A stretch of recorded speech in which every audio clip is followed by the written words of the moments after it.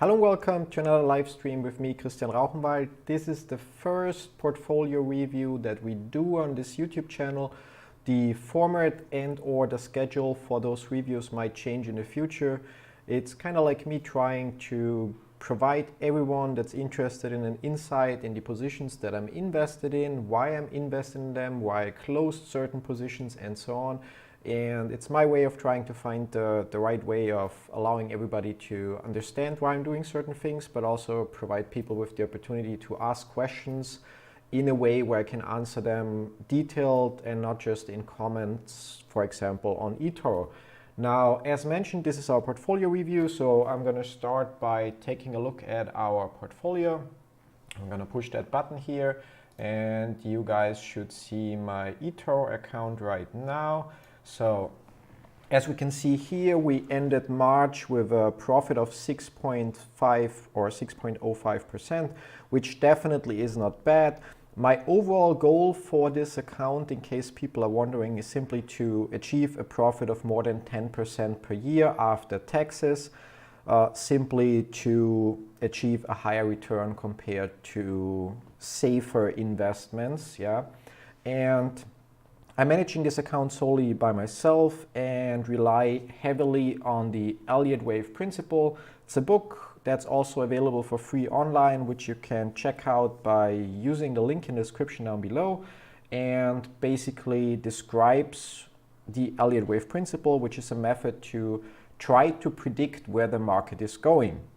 Now, obviously, Elliott wave principle, just like other things, isn't 100% accurate, so you're bound to get it wrong from time to time. However, unlike other indicators, at least in my opinion, it's not lacking behind. So where, for example, if you use, I don't know, moving averages that crossover, or RSI, or I don't know, Fibonacci retracement, stuff like that alone, those things are usually lacking behind, or often lacking behind, whereas Elliott wave provides, or Elliott wave theory provides you with a way to, based on recent movement or previous movement, to predict with a fair, or in my opinion very high accuracy, where the market is going to go, when we can expect a reversal, and so on. The tricky part about Elliott wave principle, as you will likely see throughout this live stream, is actually to label the chart correct. So there's a lot of rules and guidelines when it comes to Elliott waves. However, at any given moment in time, depending how close we look, how far we zoom out, so if we look on a monthly chart or a 5-minute chart, multiple different labelings might be correct and applied or honor those rules and guidelines.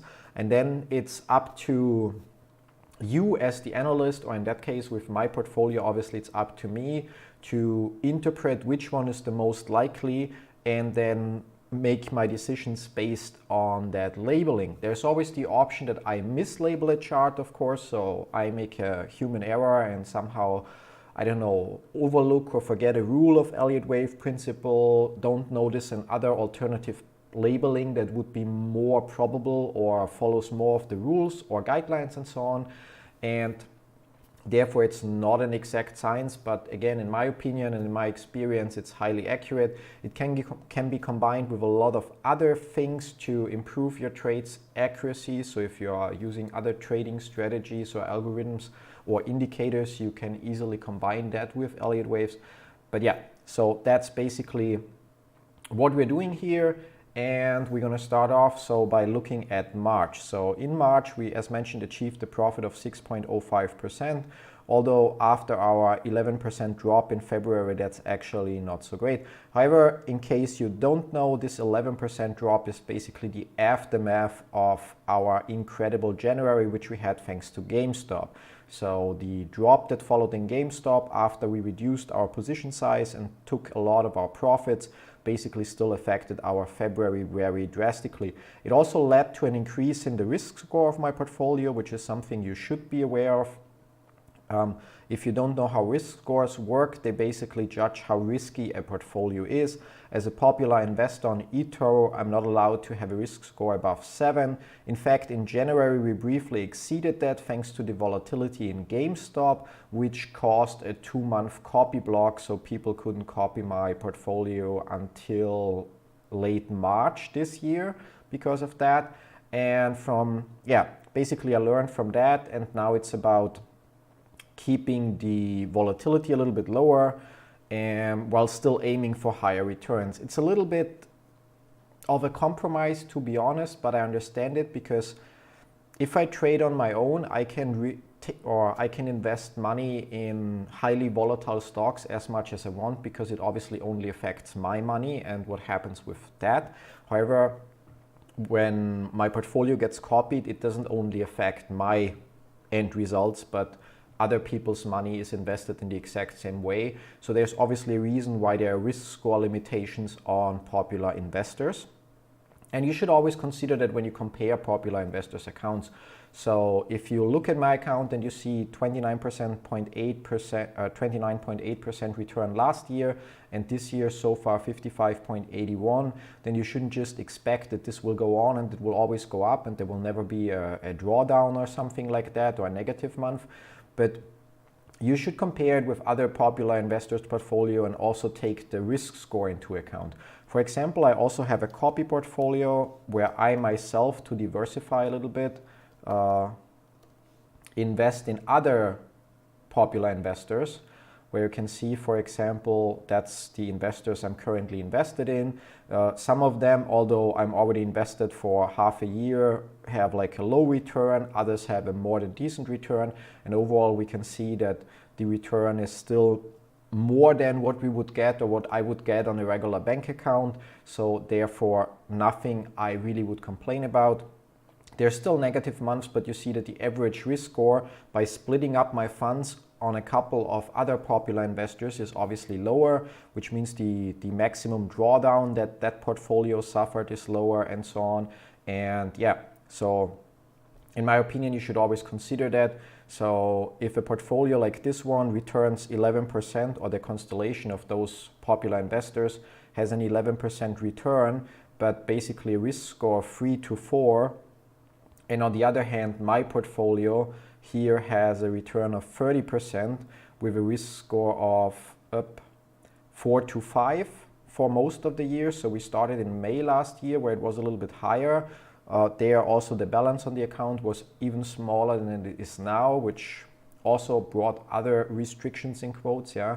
But so you have to put things into perspective. You cannot just look at one number and then judge based on that, but you need to put the risk score in perspective. Obviously, if you are willing to take certain risks, so if you, I don't know, already have the majority of your funds invested in a safe manner with low to medium risk, then taking a small portion of your funds and investing them in popular investors that have a higher risk score may make sense, because you're not risking your entire money, and the small portion with the higher risk may in the end still also yield higher returns, because high risk, potentially high reward, but also potentially high losses.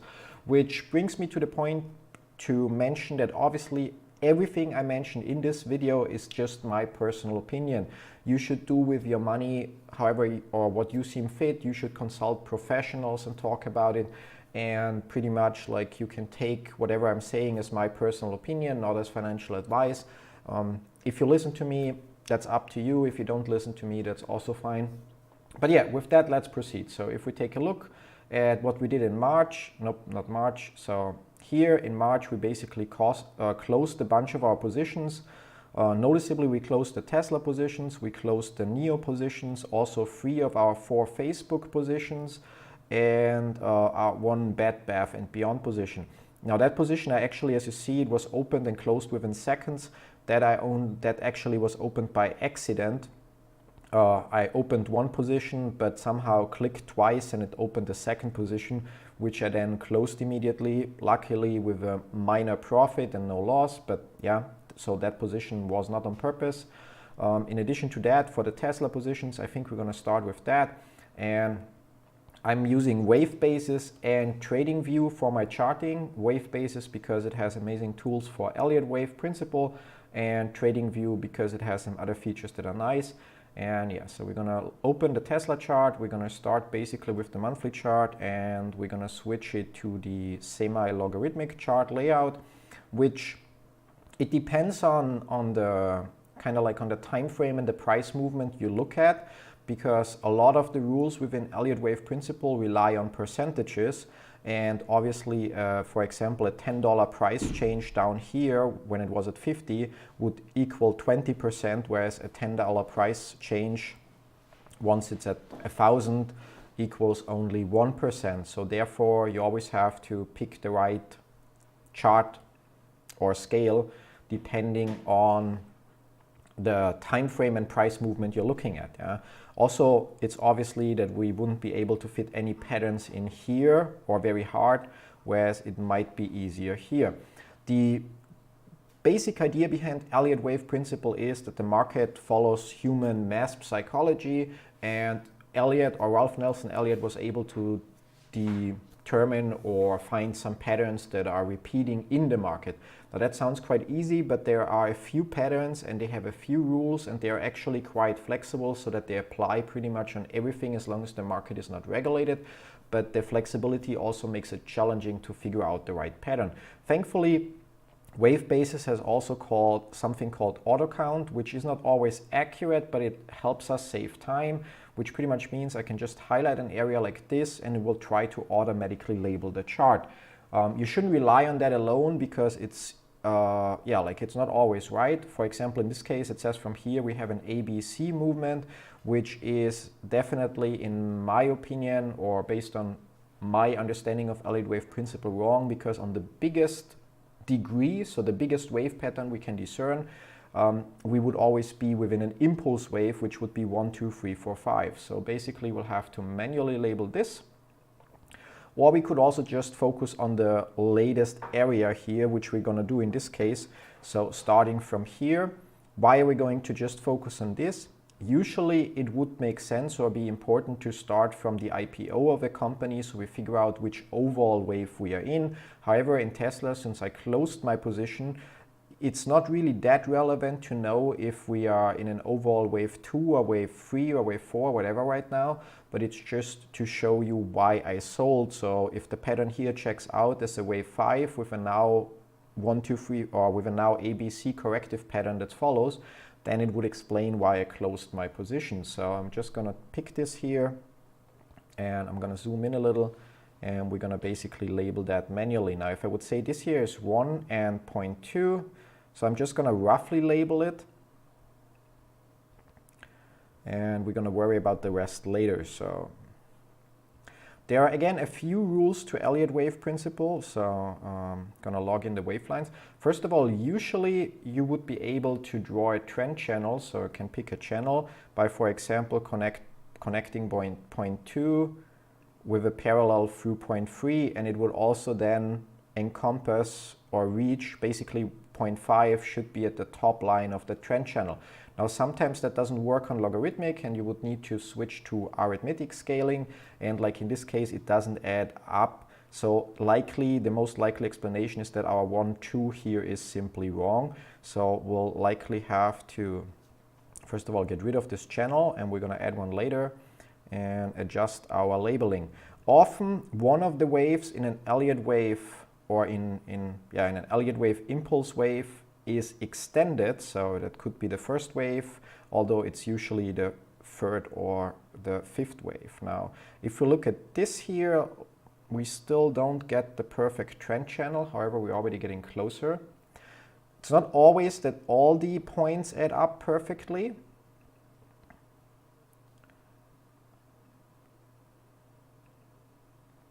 Yeah, that's already as good as it gets for me for right now. We're gonna get rid of the trend channel so that it doesn't overlay up. Yeah, like get rid of it here. So basically the assumption here is that this would be our wave 1, 2, and we see the predicted price areas here. It gets a little exceeded. It points or pinpoints precisely the area of wave number 3. For those of you new to Elliott wave theory, wave basis, and my streams, the highlighted area number 3 is not highlighted because I placed this point 3 here. It simply depends on 0, 1, and 2. So when I move this point 2, no matter where I move it, you can see that it also moves the predicted area for point 3. So in this case, once we had 0, 1, 2, basically in March last year, it would have accurately predicted already our price target of $500 for our wave 3. The same here, when I move wave number 3, it moves the prediction for wave number 4, and basically we can see that the area that was predicted for the retracement here is also on spot. Now obviously we're looking on the monthly chart where things are a little bit more challenging, and according to our wave 4 here, there is still a lot of upside to the monthly chart. I'm going to lock that in. So technically we're still expecting to go up here, assuming that my previous labeling from here to here is correct. However, if we zoom in, and for that I can just use a drill down feature, and we say from here we drill down forward, and just a second, and we're basically going to the daily chart, which is 1440 minutes, and we're going to link the charts.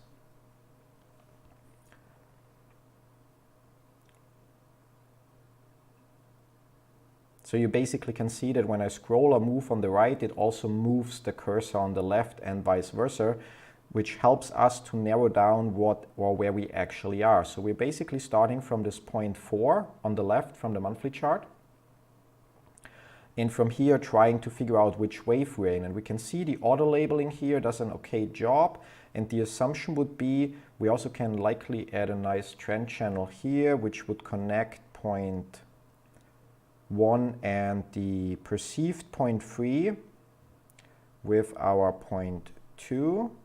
It doesn't add up here with point 2, so we're going to leave that out. But however, the bigger assumption here is that we now are in a retracement, so that we fall into this area before our wave 4 starts. Now if we take a look, I closed our Tesla positions at 676. Wrong chart. And basically, yeah, we fell further below. We might have missed the re-entry down here. Oh no, that was November last year, sorry, my mistake. So here we are. So we fell further below that. I actually expected it to drop further. It's possible that we here already have our start of our wave 4, so that it will go up from here to eventually then work its way towards this area. However, I'm not sure about that, and that's why I exited the position, because personally, also as shared on my eToro newsfeed, I expect the position to fall further in Tesla. Yeah? Now, since this is something that or a position that I already closed, we're not going to go too deep into trying to confirm all of those patterns and so on, because as you see, it already takes like almost 20 minutes to just work our way till here to talk about that. Now we continue, and the next position we closed was in NEO, and basically we're going to close this chart here and switch here to NEO Inc. Again, we're on the monthly chart. Here it's a little bit tricky because from the IPO we have an initial drop, which would indicate that this is a so-called irregular first wave. So we're not counting from here. Why are we not counting from here? Because if you think about it, when a company achieves or plans its IPO, it's usually at a point where the company is the opinion is very positive about the company, which would indicate that it symbolizes the end of a fifth wave, which is then followed by a corrective pattern like A, B, C in this case. Yeah. So theoretically, we could also quickly label this A, B, C, and while it likely didn't hit the price target for the C movement or almost hits it, overall that's a pattern that adds up here. So our counting starts here from wave 1 now, or from this bottom here. So we would say wave 1, wave 2, and potentially we're gonna stop here, and we see our predicted area for wave 3 up. For wave 3 would be up here. Now this, and I'm gonna just say project forward so we get the other candles or the other labels again. So this could be our wave 3, then the drop. Can't be our wave 3 here on the monthly chart. We'll have to figure it out. So wave 3 could be this and simply extend it. Wave 4 then falls a little bit short, and wave 5 would pretty much be the high that we... Oh, there's the wave 5 label. Wave 5 would be the high that we have here. Now the price labels here don't perfectly fit into the predicted areas, but again, Elliott wave, while fairly accurate is not always 100% accurate. And usually what we would expect, if this is indeed wave 5, then the ABC corrective pattern that we have here would likely retrace into the area that we have here, so towards $19 or $20. And that's basically the main reason why I decided to sell my position. We can also show that because once you have a 1, 2, 3, 4, 5 pattern, so an impulse wave, it also is part of a bigger impulse. So that would be wave 1 of a bigger impulse wave, and we see the predicted area here up for the drop would actually be at least $23 till $35. Now let's check. We sold NEO at $43.50, and currently we are already $5, so like 10% lower than where we sold it at. And again, we can drill down a little bit. So drill down forward. For that, I can use that, drill down forward. And again, we jump to the daily chart and link the charts.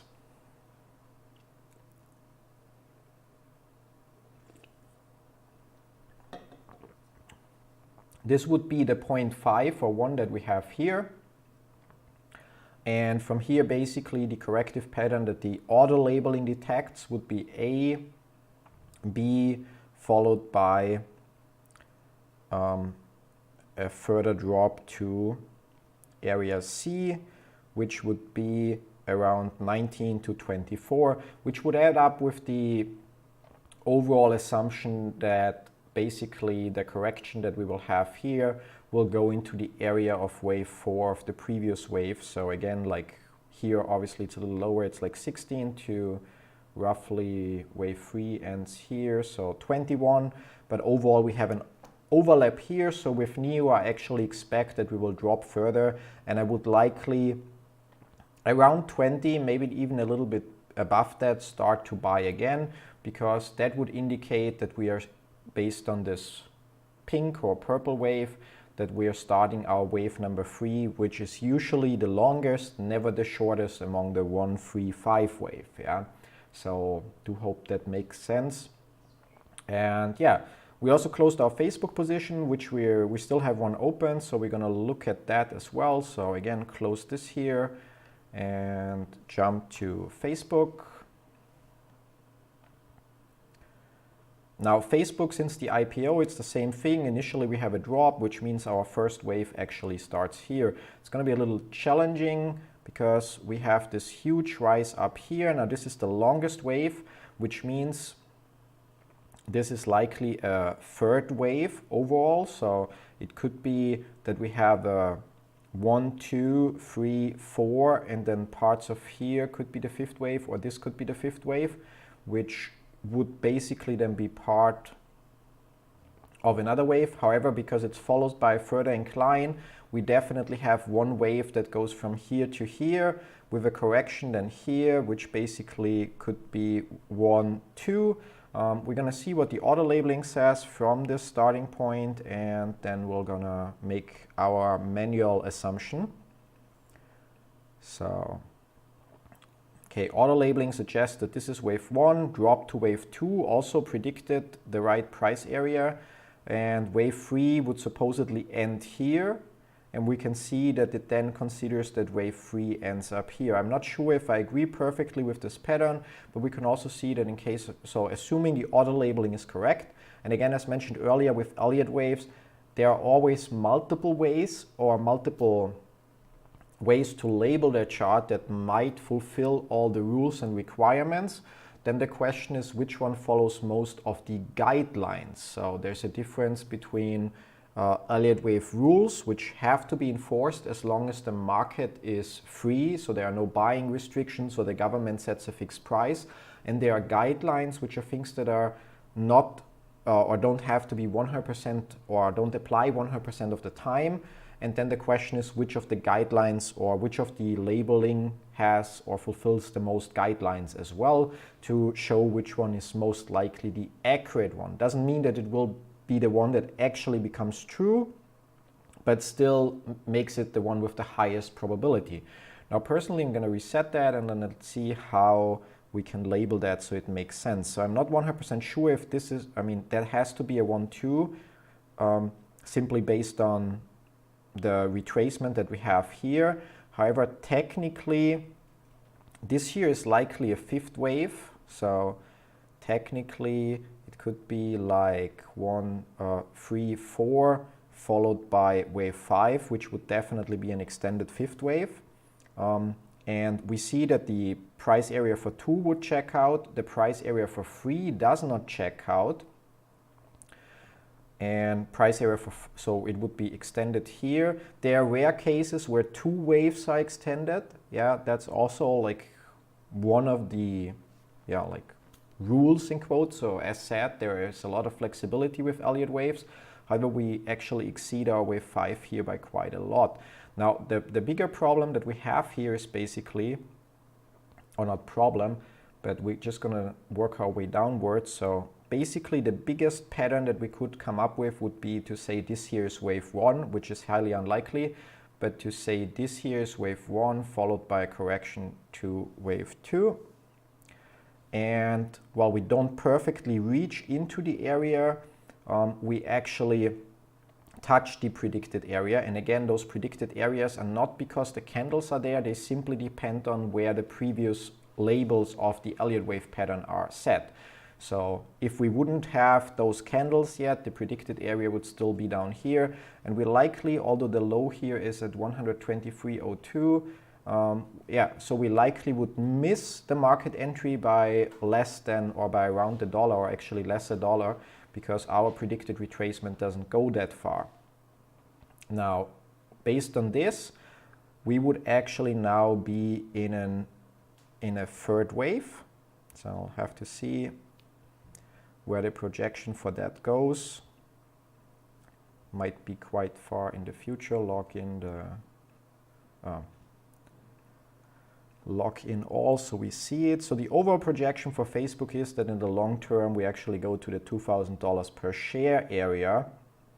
And basically, please don't pay attention to the projected time frames for the future. So just because that number 3 here is in 2025 or end of 2025 doesn't mean that it predicts that it will happen then.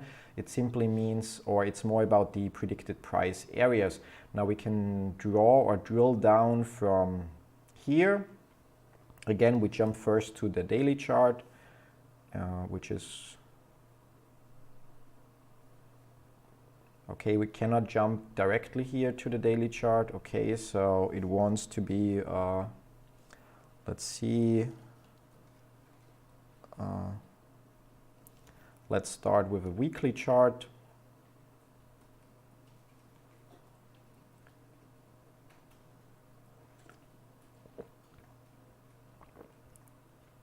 Where again, let's have to find it. So you also see again, like when I move on the left chart, it also moves the cursor on the right and vice versa. So basically our starting point, and move over a little bit here, is the predicted wave 2 point that we have here. And it would indicate that we have a leading diagonal here. So from here to here, and that this here is our wave 1 within that wave 2, because again, each Elliott wave by itself, so each 1, 2, 3, 4, 5 impulse is part of a bigger impulse, which means by definition each wave here also contains waves of smaller degree. Yeah, and looking at that, the current prediction would be, although it's not 100% confirmed, but the current prediction would be actually that we're looking at a drop here. So basically that we might be in a wave 2 corrective pattern, which could play out like this. So let's say project pattern forward. This could be, and there are multiple corrective patterns. The most common ones are zigzags and flats, and they would be labeled as A, B, C. And then there are other corrective patterns which are labeled differently. There are also combinations of corrective patterns. So the corrective patterns are more the tricky part here. But as you can see, the bigger point here is actually that assuming that the labeling is correct, that's always the big part or the big question mark, that we would have a drop into at least the area again of 200 something, 230. Personally, I expect the drop to go further. That's why I closed 3 out of our 4 Facebook positions. We only have a very small position left there, which I simply didn't want to close so far and decided to hold through whatever dip we get. If I'm wrong, it means we still, so if I'm wrong and there is no bigger dip and we go up further, it simply means that we are not missing out, so that we are still partially invested and take the profits. If I was right, it means that we already took out 3 out of 4 positions and took our profits there. And in case, when once it drops further to the area, or if it drops further to the area that I think it will, I can then simply reinvest and basically make more profit overall. So that's why we closed the Facebook positions. Then we have 2 positions here that I bought based on Elliott wave theory and also based on following the rules and setting a stop loss in that case. That didn't work out. That was a little bit speculative, however to pronounce the word right, but there was a little speculation on my end that didn't pay off, but it was also with the smallest possible position size. So overall, while obviously -20 and -24% sounds like huge bad numbers, but we're talking about very small positions that overall cost us $22, so basically less than 1% of our portfolio here, yeah. And yep, so with that we covered what we did, or we still missed Bed Bath and Beyond. Oh no, we didn't, because that was an accident, but we still have positions there. And we jumped to what we currently have in the portfolio and why we are holding it. So again, we have a small position in Facebook still open as explained, because in case my labeling here is wrong, we would go up further and at least make a little bit profit here. But we already took the profit in 3 other positions of Facebook. And with that, we basically can move on to whatever is next. That would bring us to NVIDIA. And here we're going to check NVIDIA. NASDAQ would be that one. And again, we're on the monthly chart since 1998. Now we can see here already wave patterns. They are obviously hard to spot. Let's see, I mean, the detailed patterns are hard to spot. And again, after the IPO, we can see an initial like small rally up and then a drop. So our point 1 where we start is actually at the drop here.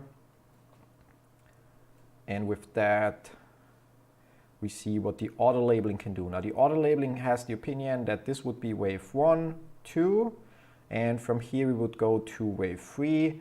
That would indicate project pattern forward. Wave 3 would in that case then be likely extended up till here, and which would predict a wave 4 retracement till here. It went a little bit further, so it would add up here and would mean that our wave 5 is likely up in this area. It doesn't have to be, but could be. Now overall, if we draw trend channels here, we would basically currently exceed that trend channel a little bit, depending on what we base it off. Let's see if we can do that. So if we take point 2 and 4 and go through point 1, then that would be our trend channel here. And we would still have some upside here to come. However, assuming that this is indeed the end of the orange wave 3, we would actually expect a drop in the future, which I actually don't. So we're going to manually label that so it makes sense to me. So to do that, we're going to start here, and most likely our wave 1 has to be a high point followed by a correction. Now it could be that our wave 1 technically is, for example, this here, our bigger wave 1. I'm just going to label 5 points and then we're going to move them to follow along, like the way it likely makes the most sense. So, and I don't think then in that case that we actually have our wave 3 and 4. So it could be that this is our overall wave 1, which would require us to be able to fit another impulse or leading diagonal here. And if we look here, it could be a leading diagonal that potentially goes something like 1, 2, 3, 4, 5, like could be. Now let's see if we can make that a little bit better. If we pick here our wave 1, which would make this technically our wave 2. However, because we have the high that follows here, it's more likely that we have a more elaborate corrective pattern here that makes this here our wave 2, and would then indicate that this here is already our wave 3, which brings us to an issue in that aspect, because if that's an impulse wave, wave 4 couldn't retrace into the area of wave number 1, but if it's a leading diagonal, then that actually is possible. And then if we take a closer look here, while it may not fit 100% perfectly, but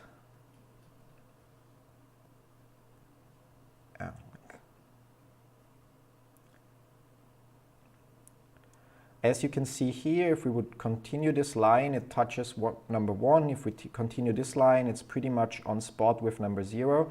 So we have a nice trend channel here that would conclude or indicate that our labeling here is correct, and therefore this might most likely be our wave number 5, which is then obviously at the same time also our wave number 1 here, and would then indicate, as we see, so wave number 1 indicates that wave number 2 would be down here, which precisely hits the labeled area. Now I labeled that forward, so I'm gonna move wave number 2 here, which would indicate based on my labeling, yeah, so it really depends on trusting my skills here. I'm gonna log that in to hopefully get point number 3. Yep. And so point number 3 would be indicated like very, very high up, but also very, very far in the future. So overall, we're gonna delete from here forward, delete wave, dip, and set to scale. So overall, based on my assumption, we have a leading diagonal, which also then makes up with a so-called throw over. So the target here gets exceeded, which then also becomes part of our wave 1 of a bigger degree. Our wave 2 adds up, and wave 3 basically exceeds, or wave 3 basically is not finished yet. Now wave 3 is never the shortest, and usually the longest. And again, we're looking at the monthly chart, so we'll have to drill down. But even very roughly looking here, I would be able to label this as either another leading diagonal, which then becomes part of another wave, obviously, or I could likely label it as 1, 2, and we're currently in wave number 3. However, I think that this will be a leading diagonal, that 1, 2, 3, 4, and then we would have 0.5. But yeah, we're going to drill down and see what we see on lower time frames. So again, we're going to try to go to daily, which might not be possible,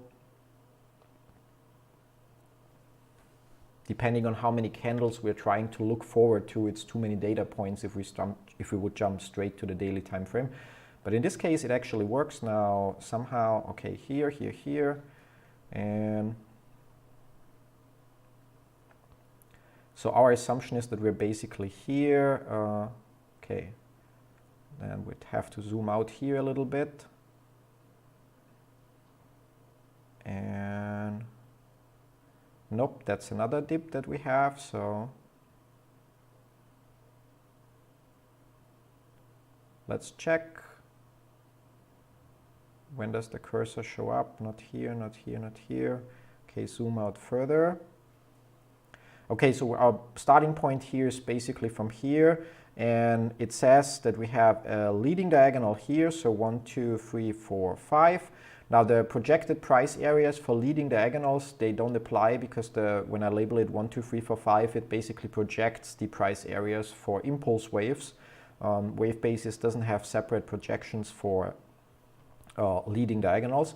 However, what we can also see is basically that we would be currently, again, so we have like our point 0 somewhere down slightly here, wave 1, wave 2, and wave 3, with the projection that this might be our wave 4. However, we might see a bigger drop here. Yeah, like so we actually, if we again use trend channels, so we connect our point 1 here with our point 3 and draw a parallel through point 2, then we could see that we are still having some downside potential here. Doesn't mean that it has to become true, but theoretically we could still have some downside potential. I'm going to consider that. Let's check how is our position doing. We're 27% in profit, and it's possible.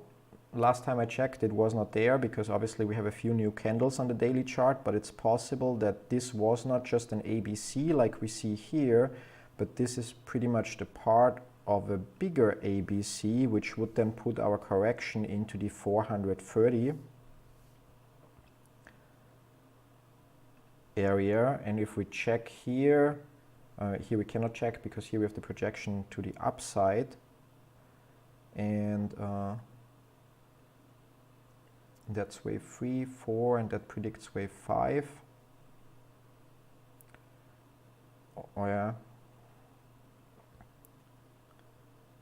And that would be wave 2 predicting wave 3, and basically then predicting wave 4. It's also possible that the wave 3 label that we have here, so that should be this one. No, that's 0.0 for this wave, yeah. But the wave 3 level that we have here actually belongs here. Now then other things need to be slightly labeled differently as well, but that we basically have a very complex corrective pattern. But in any case, so labeling wave 3 here, it predicts the drop into this area, and assuming that this ABC is just in development and drops into this area, I'm actually going to close our NVIDIA position. Now I cannot do this right now because currently eToro should show an error for that. Oh no, it says pending close, but for some stocks it currently doesn't allow any kind of changes when the market is closed. But we're basically going to close our position here, and we're going to set a price alert at around 434.84. So for NVIDIA, set 434.84. So that once, or if we reach that area, we basically get an alert and I can look at it again and basically buy it cheaper. Now potentially it could be that this ABC pattern here was already correction, and in this case we would have the one, we would have as the purple, or not purple, but light blue, 1, 2, followed by 3, 4, 5. Yeah, so it's possible that it goes up from here and I basically just close the position that would go further. However, if it's an ABC pattern, so if this is a zigzag, then I would need to be able to also fit an impulse in here, which I likely, maybe not on the daily chart, but if I look closer, should be possible to do. So overall, my biggest issue here is that the predicted price area for the wave 4 correction doesn't fully go where I would want it to go. So we only barely touch that area, which is okay sometimes. So it could be the case that we go up from here, but overall expecting a bigger ABC here might make sense. Now it's possible also that even if I'm right, it's possible that we still have 1 or 2 or a couple of days where we go up before we have the drop into the area of C. But since I'm not confident that we're here currently already in the third wave, which is the longest wave and the one that we usually want to ride in quotes, I rather close the position here, take the small profit that we have and move on.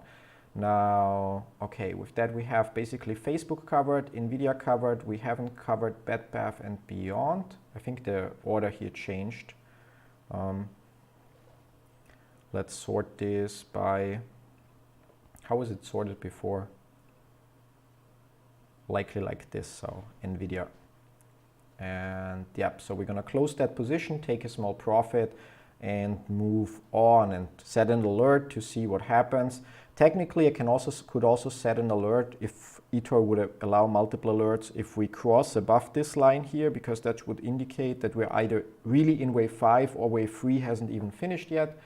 Or actually, it would indicate that we might be at the end of wave 5 already. So overall, just going to keep an eye on it. Ideally, we always want to, or in a perfect world, we always would want to find a 1, 2, so we can basically buy once we're in this wave 3 and wait until we reach wave 5 or sell somewhere at the end of wave 3, so to take the biggest upwards movement that is in our favor, but we don't always manage to do that, yeah. And yeah, so we move on and quick look. We already looked at Facebook where I expect a drop, but we keep that small position open here for now. GameStop, something that I analyze pretty much daily right now during the week. So I'm not gonna spend time in this stream, or maybe at the end we might take a look. And we're gonna move on and let's see Sixt, which is a car rental company, and it's gonna be tricky to find the right data. That should be the right one from German stock market.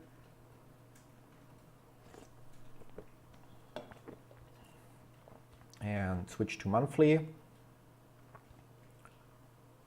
And we can see also a lot of history here. And I don't know when their IPO was, but that might add up, which would again indicate that this is just the drop after the IPO. And then we start our wave count from here, in which case, and let's check if we switch from logarithmic to back here. Yep. So in which case, I'm just going to manually label that. My first assumption would be that this is our wave 1, followed by our corrective wave 2. And from here, then let's check. So our drop as wave 2 would go way further than usual, but not the biggest issue here. And then basically our wave 3, or let's just start over so that I don't have to project too many. So basically we would say, or I would say that this is 1, 2, 3, and potentially this could already be wave 4. And yeah, so we exceed that area here by a lot. But that should be March last year with COVID. So not that that is an excuse for bigger corrections, because the drops thanks to COVID obviously also happened based on human psychology. Now if we connect the dots here,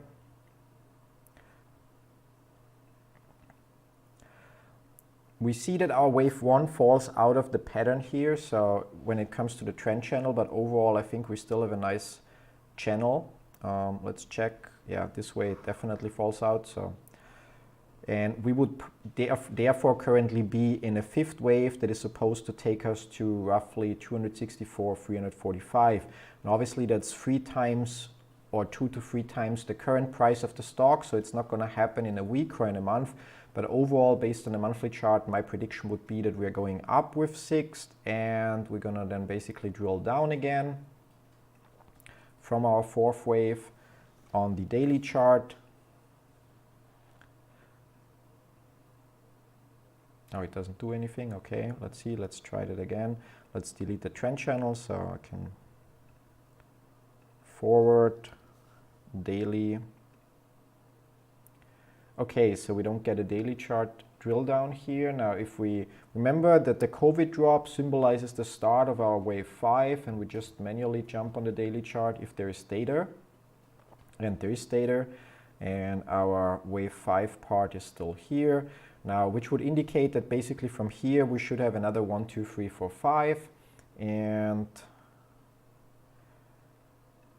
count subwaves forward, which basically does the auto labeling and doesn't work out in this case. Then let's do it manually like this.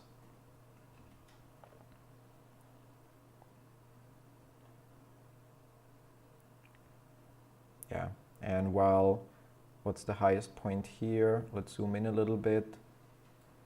The highest point here is 84 point something, and the highest point here is 81. Yeah. So, and that labeling actually is also I thought initially that that might be 0.1, but that one is slightly higher. So that labeling here might actually add up. So I'm not looking too close at the sub-labeling here because that might not add up.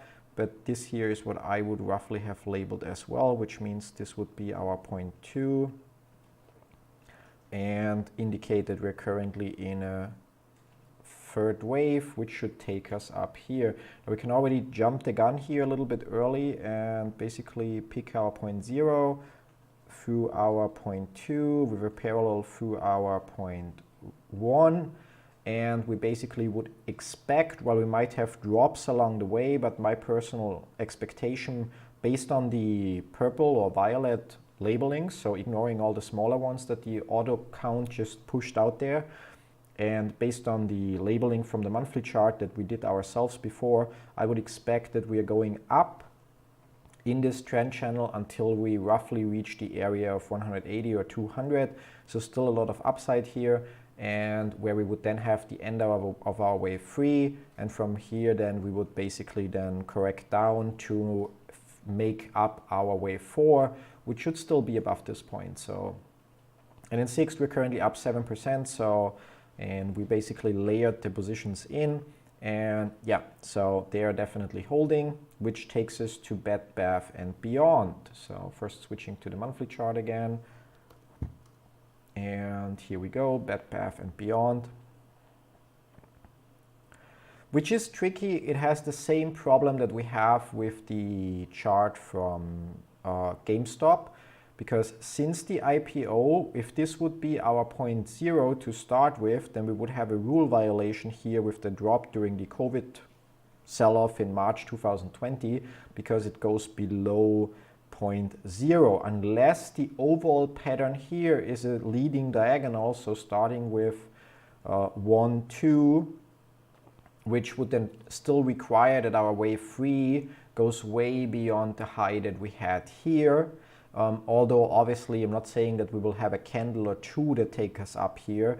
You have to consider that this whole pattern from here to here basically took 25 years to develop. So I'm not expecting that it will go up here or in the near future. However, I still expect it to go up. We're gonna, in this case, focus on the low in March, April. So again, the sell-off that we had based on COVID, although there we already had a downward movement, which could be a wave 2 as mentioned, like a quite complex wave 2 in this case. But we are basically going to look from the COVID low and then look forward. We're going to start on the daily chart for that, which basically shows us a pattern like this. Now again, we're going to first try the auto label, because sometimes it gets it right in a way that I instantly agree with it. Sometimes I then end up manually labeling it. Hi Jonathan, great to have you here. How are you doing?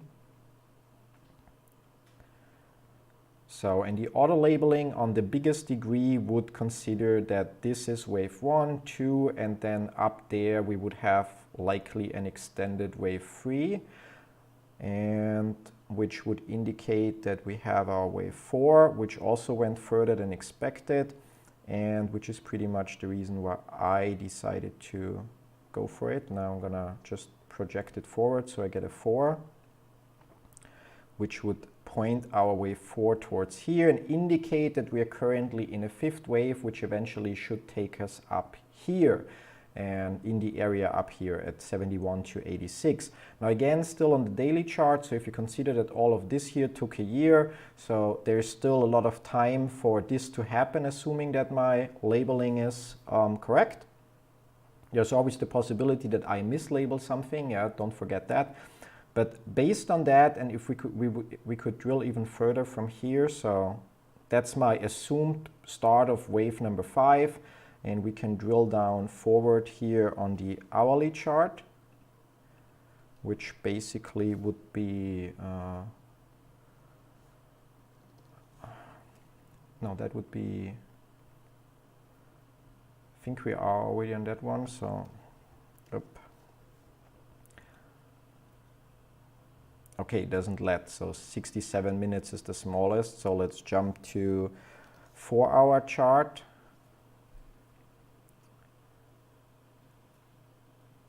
And again, we're now looking basically just from here forward, but on a smaller chart, so which is from here, and it would here identify a leading diagonal plus a that is part of another impulse, so 1, 2, and would, assuming that that drop here is indeed wave number 2, expect that we're currently in wave number 3, which would take us to $40 roughly per share again, yeah. And that's pretty much the reason why I'm still invested, because, well, obviously I missed this huge spike here, where we had some, yeah, like short squeeze or a minor short squeeze, I would say. And yeah, that doesn't mean that the upwards movement is over. Now, I don't know exactly when we will go up there, so that's something that Elliott wave, like, well, there are methods that help you determine roughly how long things take, but I'm not focusing on them. I'm focusing on the, yeah, like the prediction. Yeah, Jonathan says was a gamma squeeze, yeah. But yeah, so I'm focusing on the patterns itself and the predicted price levels, not the predicted time frames, yeah. But yeah, so that's why we still have a Bed Bath & Beyond position, and my expectation is that we will reach this area. When is the question, but since I expect it to go up from here to that area, I'm not gonna sell our Bed Bath & Beyond position now. And with that, we basically have somehow changed the sorting again of everything. We had NVIDIA, Facebook, 6, Bed Bath & Beyond, which brings us to Tilray, where we have a similar situation.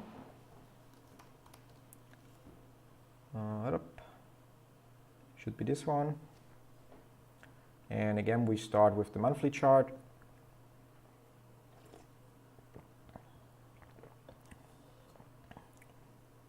Now, that's a tricky case to label from the monthly chart, because if we would consider that the stock itself always has to be in an impulse, then the theoretically correct labeling would be 0, 1, 2, and then indicating wave 3 going down. Yeah, so that's something that's going to be challenging to do here. So, or that's something where I lack the, don't lack the knowledge, but where I'm still searching for official rules that point out how to proceed in that case. Yeah, so technically, the pattern would apply here 0, 1, 2, which would point 3 already to 0. Yeah, but in this case, we can simply not ignore the previous history, of course not. But we know that we have the start of a wave here, in that case in September of 2020, and we can simply look closer on a lower time frame what pattern we are in this wave right now. Yeah, so that's what we're gonna do, and for that we're just gonna jump to the daily chart. And that drop where we have our start would basically be here. Now again, I'm gonna cheat a little bit and use the auto labeling real quick. I would say 1, 2, 3. Yep, pretty much what the auto labeling comes up with as well. And we would connect, I'm going to do my best because there are obviously so many candles here, but we could connect this here with, it doesn't work when I'm scaling, so let's try this again. This here with our candle here and with a parallel through here, which would indicate that on first glance we might not yet have seen the bottom of this wave 4. So if we look here, the predicted price area for the drop would actually be here. I'm gonna have to check. The high point that we had here is 11.6, and 11.6 is definitely way outside the trend channel, but there is technically now two options. Option number one is that this labeling of the auto labeling is correct, which means this would be wave 4 and we're currently in wave 5. Option number 2 is that this is not yet the finished wave number 4, so I'm gonna just, no point in logging that in because it's anyway higher, but basically that our corrective pattern will continue here and that we will basically correct a little bit further. In any case, or in both cases, either this was already our wave 4 and we go up from here to complete our wave 5, which then at some point, yeah, again, the when is the big question. I'm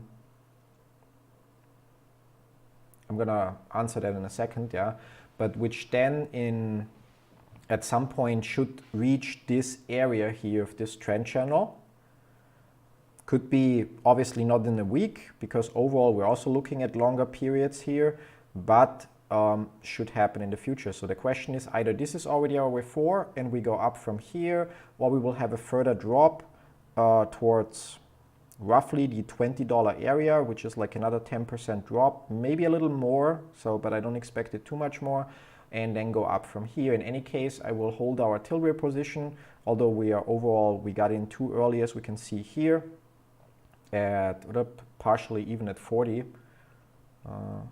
How did I buy that at 40? Seriously? Oh, I bought it here, yeah. No. Bought it somewhere here, yeah. Very, very early, yeah. So that was definitely a mistake on my end to buy it while we're still in that drop here. But yeah, for that, as long as my overall assumption doesn't change, so as long as my estimation is that we go up from here, I don't see a reason to sell. I just see a reason to either hold or even average down. Yeah, so obviously you don't want to have one position that takes overhand in your portfolio. So you don't want to YOLO all in one stock, or I don't want to YOLO all in one stock, especially not in the popular investors portfolio. But as long as the overall, or my overall assumption is, or projection is that we're still going up here, we're either just going to hold and wait it out, or we are going to average down. In this case, time will tell, but I guess we're just gonna hold because it's already one of our bigger positions.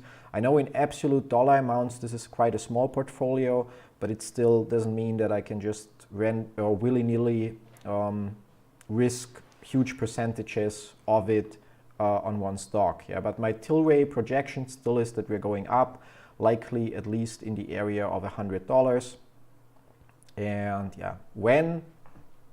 Could be a month, could be a year, but I overall expect it to, while it may drop a little bit further, to not drop insanely far, and yeah, so be a big or a nice payoff in the end. We will see how that turns out in the future, yeah. So probably already in a month from now, when we review our April, we already will see an update if either this was wave 4 and we go further a little bit up, or if we see a new low below below 18. Yeah, so have to wait for that.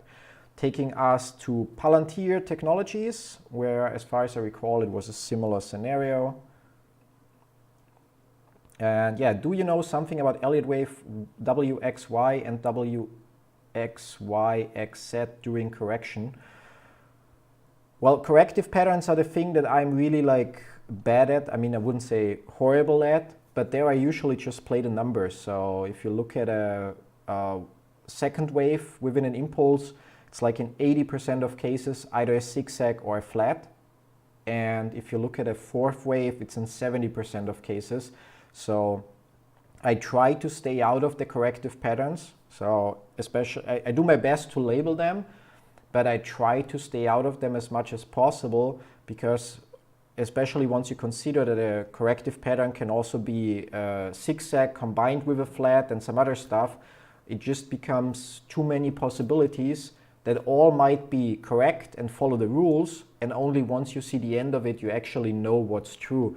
In that case, while with our GameStop position, which is quite small in this portfolio, but which is big in my other portfolio, I'm a little bit forced to deal with the corrective patterns, but there I'm anyway just looking at the overall projection that I think we will still go up a lot. So even if I'm not able to label the corrective pattern 100% properly, it doesn't change my position.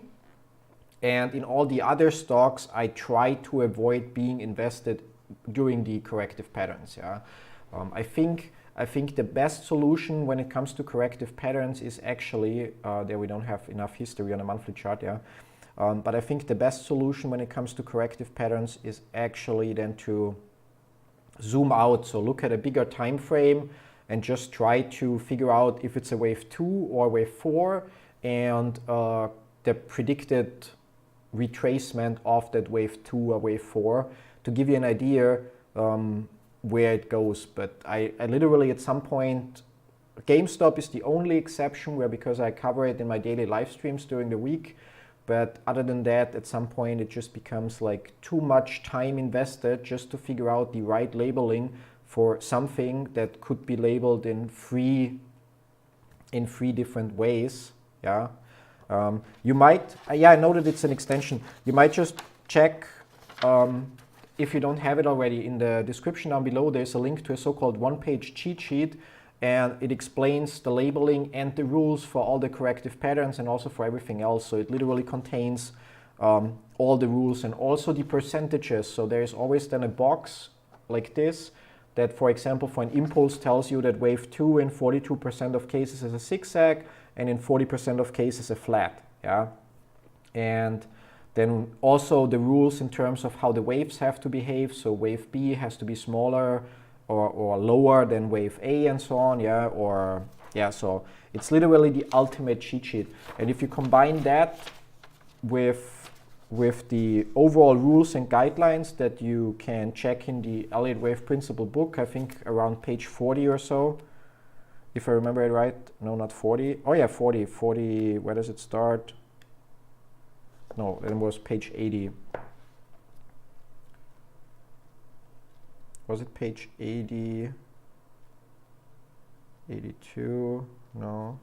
Oh yeah, there. Page 86. So in the Elliott Wave Principle book, page 86, you basically have for impulse, diagonals, and all the other stuff, zigzags, flats, all the rules that need to be followed and the guidelines. And then you just have to start labeling and obviously follow all the rules.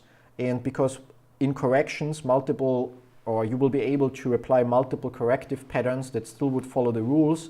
And then you basically would need to consider the guidelines, and whichever labeling follows more of, or most of the guidelines would be the most likely scenario, but still not guaranteed to happen.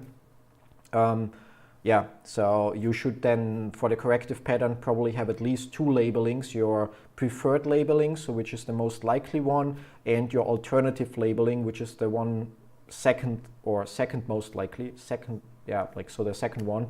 And yeah, but I think the smarter solution is it's just, when you're in a corrective pattern, just stay out of the market or stay out of that stock or asset, and wait for the correction to pass until you have a clear sign, or zoom out, look on a bigger time frame where you then will be able to again identify, okay, it's wave 2 or it's wave 4, and you will, based on the 0 to 1, get a rough prediction of, or expectation, projection, where wave 2 is going to end. And especially once you know where you should expect the correction to end, I think it also helps with then figuring it out.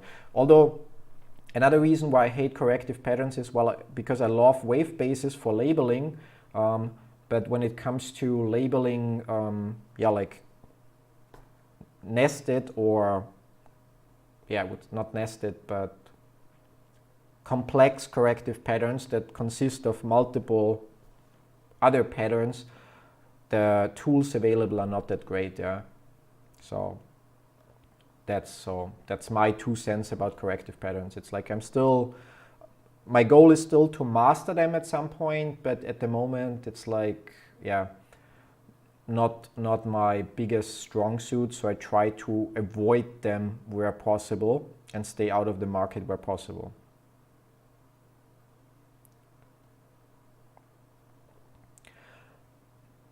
Yeah, that's what I said. Hi, David. That's what I said. Like, that GameStop is the one exception where we look close and also try to figure out those corrective patterns. Yeah, and it just there's also a huge difference if you consider that 80% of the corrective patterns that we will run into will be A, B, C zigzags. Yeah, so they will be quite easy to spot. So only in 1 out of 5. So we have an 80% chance that after the squeeze or the top of wave 5, or however you want to call it, that we will see an easy to identify ABC zigzag. Yeah, So 4 out of 5 chance that that will be the case, and there's only a 1 out of 5 chance that it will be something more complicated. In any case, we will be able to detect it as a corrective pattern. So yeah. And yeah, happy Sunday to all of you. And just going to proceed here with the portfolio review. We pretty much just have Palantir left, Afria, Boxlight, and then we might take a look at GameStop. Yeah, a little bit. It depends how long this goes, because still have some other things planned for today. But yeah, in any case, if we don't manage to include GameStop here, then I'm anyway going to be live tomorrow at 4. During this week, I'm going to be live 30 minutes before market open, so 4 my time. And we're going to stream basically, or summarize the first 30 minutes till the market open, and maybe make adjustments based on new information that we might have gotten, and try to predict where it will go next, hopefully during the same day. And as long as there's volume and movement, I stay live, and I expect that roughly after 1 or 2 hours the volume usually gets a little lower. And yeah, instead of then watching just low or almost no movement, I would then go offline and just come back online if there is like really a huge change in price. But yeah, so did you see what the news are about Facebook stocks? Didn't check, but my Facebook prediction is basically that we will have a drop. And that's why already a couple days ago, or yeah, a couple weeks ago actually from now, yeah, like 2 weeks ago I think already, closed 3 of my 4 Facebook positions and only hold 1 small one. So kind of like, if I'm wrong and there is no drop, that small position still brings some profit. If I'm right and there is a drop, I basically will just wait for that small position to recover eventually, but will also be able to re-enter with some of the money at the lower price. So yeah. Personal information account leak. Yeah, well, that would likely cause a drop, but yeah, I don't think that people will panic sell because of that. I think that some people might sell because of that, but overall, yeah. I mean, to be fair, how much personal information do we have on Facebook? I mean, like, yes, they have access to a lot of data, like your browsing behavior from every website that has the Facebook pixel, but maybe you have your accurate birthday there and who you're related to. But I think even when it comes to interests on Facebook, I don't consider that accurate, because maybe when you signed up, you liked, I don't know, the Backstreet Boys, which nowadays you are not interested in anymore, yeah, but you'd never bothered to go to unfollow the page unless it's constantly showing up in your newsfeed, which likely isn't happening because Facebook tries to optimize based on what you react to. So it's like most people that sign up for Facebook, in my opinion, anyway don't bother to, okay, how can I provide my most accurate information to Facebook? Yeah, starts with things like job descriptions or job titles and positions, where usually only if you're an entrepreneur and you try to get clients or look professional on Facebook, you enter your real company and your real position. Most people don't bother to do that, and so on. Yeah, so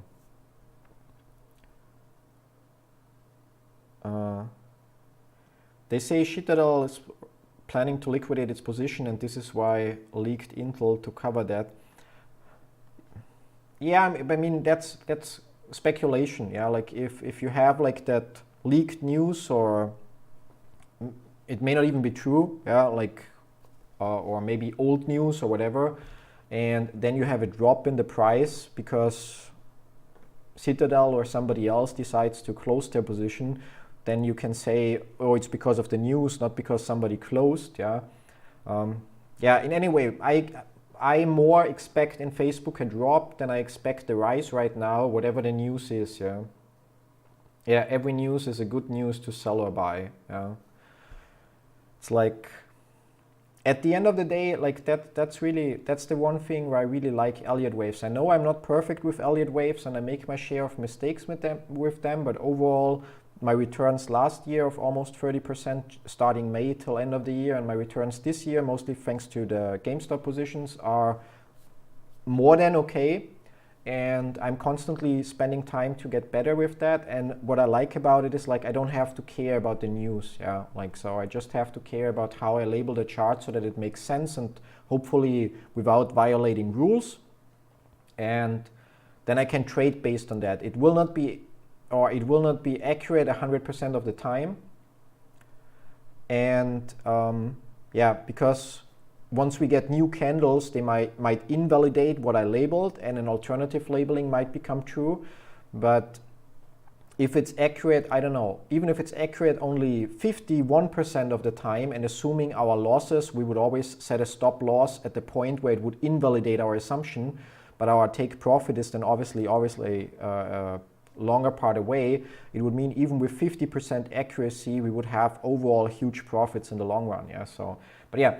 How about Nvidia? Are you watching them? I actually hold a small Nvidia position, and we looked at that. And while it's been already a little bit early in the life, yeah, I don't know for sure. I think Nvidia was one of those cases where, no, not Nvidia was one of the cases where I expected to. Oh no, Nvidia was the one that I looked at first and actually decided that I'm closing the position now. Yeah, so Nvidia is the one where we now have a pending close here.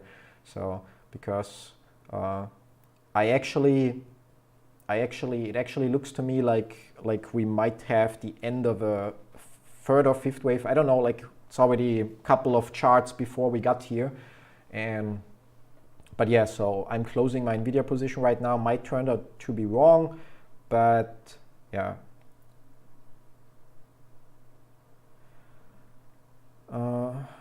When I look at my portfolio, I feel like running behind some stock that already squeeze. Like I think for me, like when we look at GameStop or Bed Bath & Beyond and some other stocks that had huge movements because short sellers got under pressure, then yes, there was already some kind of squeeze. Yes, there may not be another squeeze, but then I'm looking at Elliott waves, and as long as they tell me we are going up, I'm gonna keep my money in them. And with GameStop, especially because of all I'm considering things like Ryan Cohen taking over, the whole transformation that they have in progress, and are making progress on to become an online company instead of brick and mortar, or a good mix of it.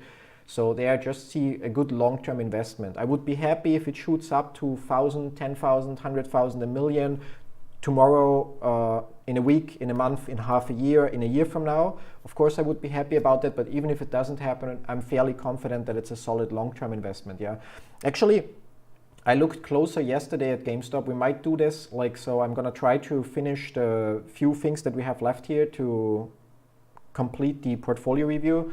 And then maybe I'll quickly try to recall how I labeled it yesterday.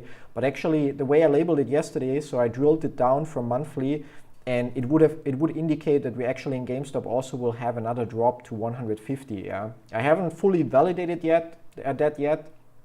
But yeah, basically not looking too close, just going to I think the hourly time frame and working the way down. But yeah, let's continue with Palantir here, where we currently are still invested, and the question is, should we stay or do I think I want to stay invested? So if we look from the IPO, the order labeling is going to say something like 1-2, and which would indicate that we're currently in wave 2. Now it actually would try to say 0. Yeah. Screw the order labeling sometimes. Yep. So manually labeling. So it would say 1-2, indicating that we might be at the start of a third wave. Now, why do I believe that we are there? I believe we are at the start of a third wave because we already hit this area nicely. Now, it could be that this low here, or that we get lower here and basically fall a little bit lower. Theoretically, we could also fall to almost 50% of that and exceed the predicted area. But basically, I'm considering that more likely that this is wave 1. We could try to confirm that by fitting in a 1, 2, 3, 4, 5.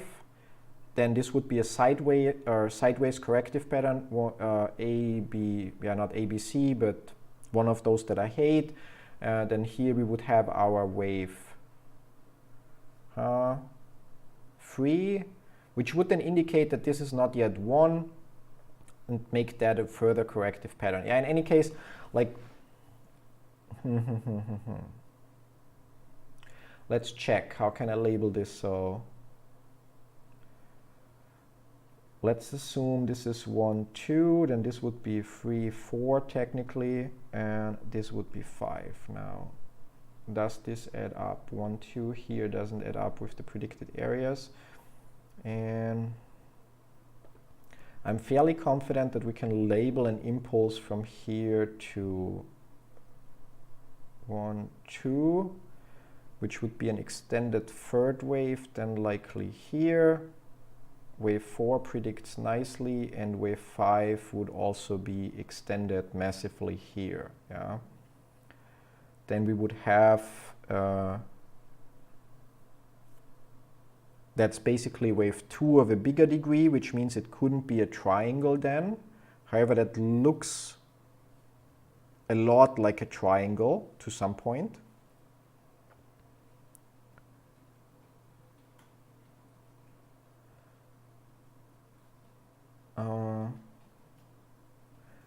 Which would mean that then this cannot be 1, 2.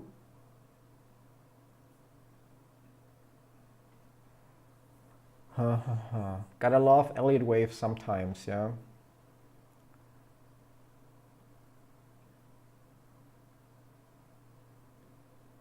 I mean, that's definitely a corrective pattern. So if we say this is wave 5, let's try to work it the other way. And no, that's not wave 4, but that would be wave 4. By definition, this would have to be wave 3, which here the retracement adds up. And here we haven't reached wave 5 fully. And also we cannot, actually could be like this, so that we basically have one of those cases where wave 5 doesn't fully reach wave 3, which, considering that wave 3 is here super extended, might make sense. Now the 1, 2 here could be slightly different, doesn't really make a lot of difference in the long run. And we would be able to fit another 1, 2, 3, 4, 5, or 1, 2. No, likely the 1, 2 would be here, 3, 4. Yeah, could be here, 3. So we fit another impulse in here, which would make this wave 1, wave 2. But then we would have the problem with this. If this is wave 3, that would violate it, or that would be a very long corrective pattern here.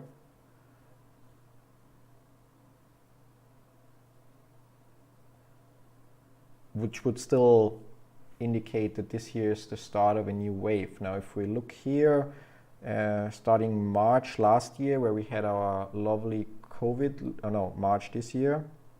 Yeah. Let's go to the hourly chart and look from that point forward. So there, the likeliest labeling would be so far this one, where we already would have a drop that's further than expected for wave 2, which happens on occasion. And our prediction here is to basically go to 30. Yeah, like the question is really here based on this previous labeling from the IPO. Is this the top of our wave 1? And therefore, this is our wave 2 corrective pattern. Although it could also be 1, 2, 3, 4, and we see a further drop 5. Because actually we might actually be right here with the assumption that here's the end of our wave 2, because it's literally a perfect or almost perfect trend channel from up here, where it's a little higher, but basically we hit here, we hit the bottom boundary, we fall further, we hit the upper boundary and so on, and then here we would have our breakout of that trend channel. So if we would use trend channels for trading, that would be something where I would also buy. That would be something where I would definitely say, okay, now it's time to buy, because likely we go from here. So if I take all that into consideration, I think actually that from here on, it's very likely that we are now in our wave 3 up there. We'll have to keep an eye on that one though, yeah. So, but yeah, like gonna keep holding Palantir. Might even be a good entry, but for that I'm not able to map it out detailed enough without now spending hours just on that one chart to really be super sure about the labeling. But overall, I think it adds up if we say wave 1, wave 2, and which would also give us then a bigger trend channel, by the way, yeah. So if that would be wave 2, and down here we have our, okay, there the channel doesn't do what I want, so we would have our 1 here or here, so one of those two low points, yeah, likely the right one, and that would be our wave 2, and this would be our wave 1. So I think overall, so it could likely be that this is basically, or yeah, not likely, but 1, 2, maybe, no, I don't think we will go a little lower here, yeah, so, and from here we will have our wave 3, so even of a bigger degree, and then here we have 1, 2, and also wave 3, and I think it's, yeah, like, I mean, where we had this small breakout to the bottom here where it doesn't fit perfectly into the trend channel, but then on the other hand, we could also move the trend channel to this point here, and cover that low point, and we would still have a perfect trend channel with the upper boundary here. So yeah, like I think this might really be one of the best entry points, because one trend channel where we have a clean breakout, and the overall trend channel where we are at the bottom border or close to the bottom boundary. So while we might see it drop further to 22, 20, something like that, if we just use the trend channels, which usually or very often also should contain the points of the waves, yeah, so it could be 0, 1, 2, could technically, but doesn't add up, could technically be 0, 1, 0, 1, 2, 3, because then we have a violation here, yeah. But the most likely labeling for me would be 1, 2, and we're here in wave number 3, and with, or 1, 2 here.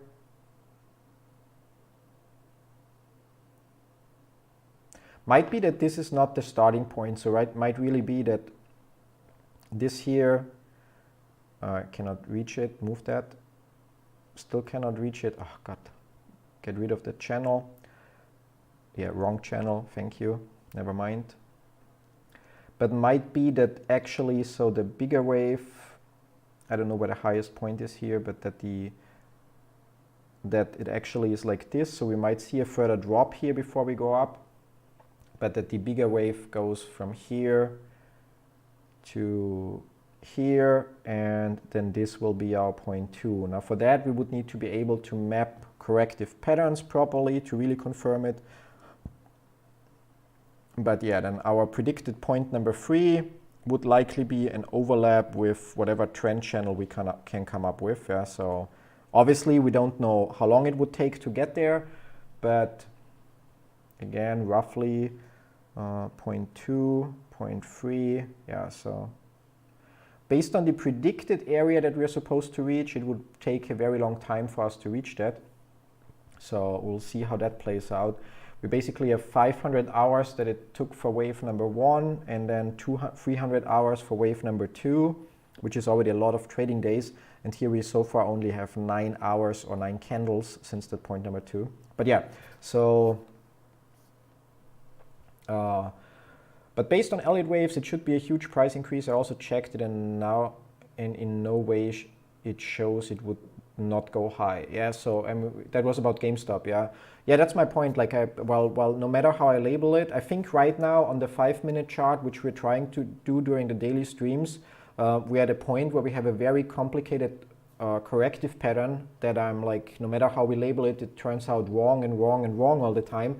But on the hourly chart, or monthly chart or daily chart, my only projection is or what I see is we go up. Yeah, so even if we have another drop to 150, which is what I got yesterday somehow with labeling, then from there, that would be the low of wave 2 and we move up there. So yeah, still holding. Yeah.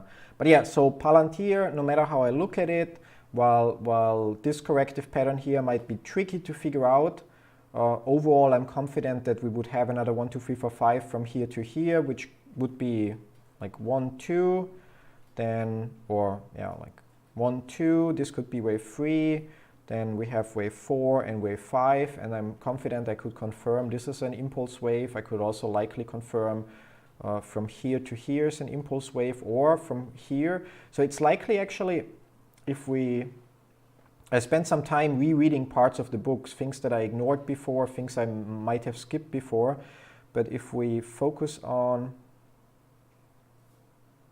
so let's say this point 2, and then I'm just going to stop that one here. But as a result, it would mean that from here to here, we would have like one pattern, and I could label that roughly as, yeah, like again, roughly, very roughly. Yeah, so it still seems like this point here is lower, 1, 2, and then 3 would likely be here, 4 would be here, and 5 might be extended, so 5 might be this one.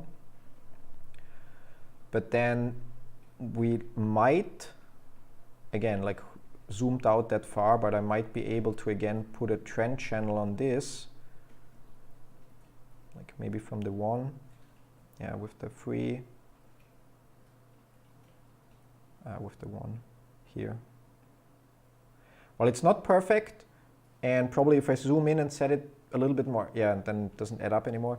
If I zoom in, we might be able to place it better, but it's very likely that we have a 0, 1, 2, 3, 4, 5 here, and basically that's wave 1 followed by a complicated corrective pattern, or actually just an ABC. Yeah, it looks like ABC, just takes some time. So, and wave 3 followed by some other corrective pattern, which would then be, since this would then be wave 4, it could be a triangle, and really like just roughly looking at it, if we disable the magnet, it roughly looks like, yeah, like could even go from here. It roughly looks like we have a triangle shape here, like this, or even, yeah, like not perfectly like this, but roughly like this. Yeah, so I think that adds up, which would make this the bigger wave 1 impulse, and likely this point 2 when we go up from here. Yeah, so, and yeah, definitely think like I'm gonna write that down to check tomorrow.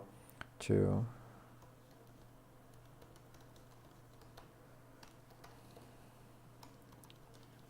might really be a good entry point here. And yeah, short term for the next couple of weeks or even for a few months, it might go down a little, but overall enough signs that make me believe that from here it moves up and eventually will reach that area of 130, which would be, what's that, 500%, 700% of what we are where we are right now. So obviously not bad. And yeah, almost done. If that thing doesn't keep resorting that whole, we had that till we're Palantir. So we have Afria or Afria, however it is pronounced.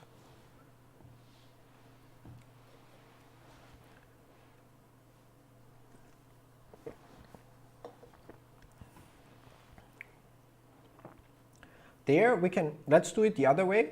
So you notice I start to use trend channels again more after rereading parts of the book. But if we do it the other way, I can already, or I think I can already see the waves. Yeah, like might be like this. So if this is our start, it would be, that one's a little longer, 2, 3, and which means we would actually be in wave 4. Yeah, it's not what I wanted to see, but, oh, but then that would be that would not be an impulse, but the leading diagonal. So eventually that would need to be part of it, become part of a bigger wave. Jonathan says, I checked options on Palantir and I put on my list of stock to watch careful for the 2 next weeks. Yeah.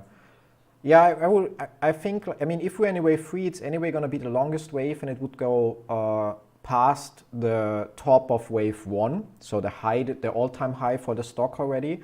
And so if you see that there might still be some slightly sideways movement, but and small drop. But once you see that there is stronger upwards movement starting, you would already know that it should go beyond the last all-time high. And so even if you don't enter now, yeah, you should still be able to get most of the upwards movement, yeah. Labeling is provided by the tool. Why are you adding manually? Because the auto labeling, the auto count is not always accurate, or you have to consider this. For example, I can label this like 0, 1, 2, which would then 0, 1, 2, 3, which would then mean that wave number 4 will go below or is already below the point of wave number 1, which would mean that my wave here could be a leading diagonal and part of a bigger wave. However, I could also just go and say 0, 1 is the first wave and then would need to try to figure out whatever there is in between, which would likely end up with, again, a leading diagonal and so on. But the point is, at any time, you are likely able to apply multiple wave patterns that follow the rules, so that do not violate the rules. Stop here. But let's try the auto labeling. So if I remove that and remove the wave, yeah, and simply use this from the beginning, then it does the same, 0, 1, 2, 3, yeah, and you see that it says you don't see it, or you barely see it, it's next to the camera, it says diagonal, so it's labeling a diagonal. But if we then look at it in a diagonal, we still would have a 0, 1, 2, 3, 4, 5, yeah, and I don't think that this here is correct to assume that this is an ABC. Yeah, I might have missed something or yeah, might not know something, but in my book, that wave 1 is not or cannot be an ABC. Yeah, so that's here, in my opinion, wrong. That would need to be a 1, 2, 3, 4, 5, which even adds up better. So the predicted area for wave 2 gets a little exceeded.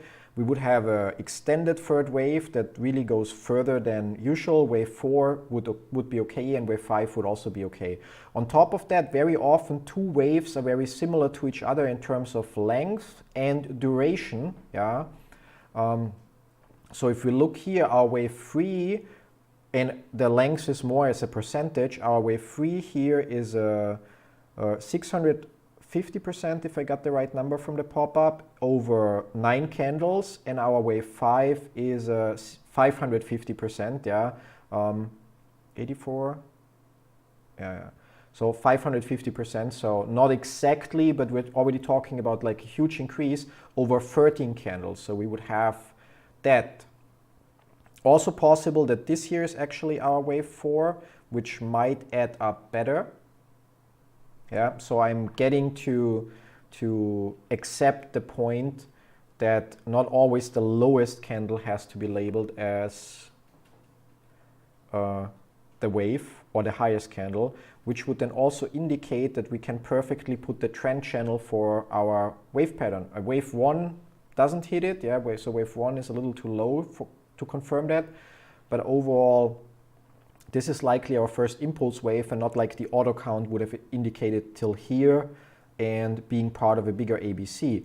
Now that here is likely an ABC, yeah, and we can also see that there the A and the B to C are quite identical, not in terms of each singular candle, but in terms of how they behave, or like, again, like here we have 11 candles and minus 80%, and here we have 13 candles minus 82%. Yeah, so it's like almost a perfect zigzag, and yeah, and then from here on out we would have our wave 3, which, since it's a wave 3, it always, actually before I say something wrong, because if that's a diagonal, yeah, even in a diagonal, wave 3 always has to be an impulse. So that cannot be an ABC something. Yeah, if this is our wave 3, like indicated by the auto labeling and indicated by me and indicated by the trend channel, then this is not ABC. And this is basically needs to be another 1, 2, 3, 4, 5.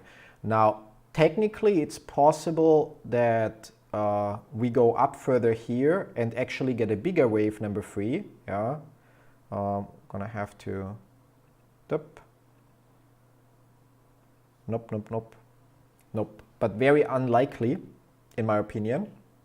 But overall, again, we should be able to, from here to here, fit another 1, 2, might be tricky, would have to need that 1, 3, 4, 5, and that might not be placing the, no, 3 would be here.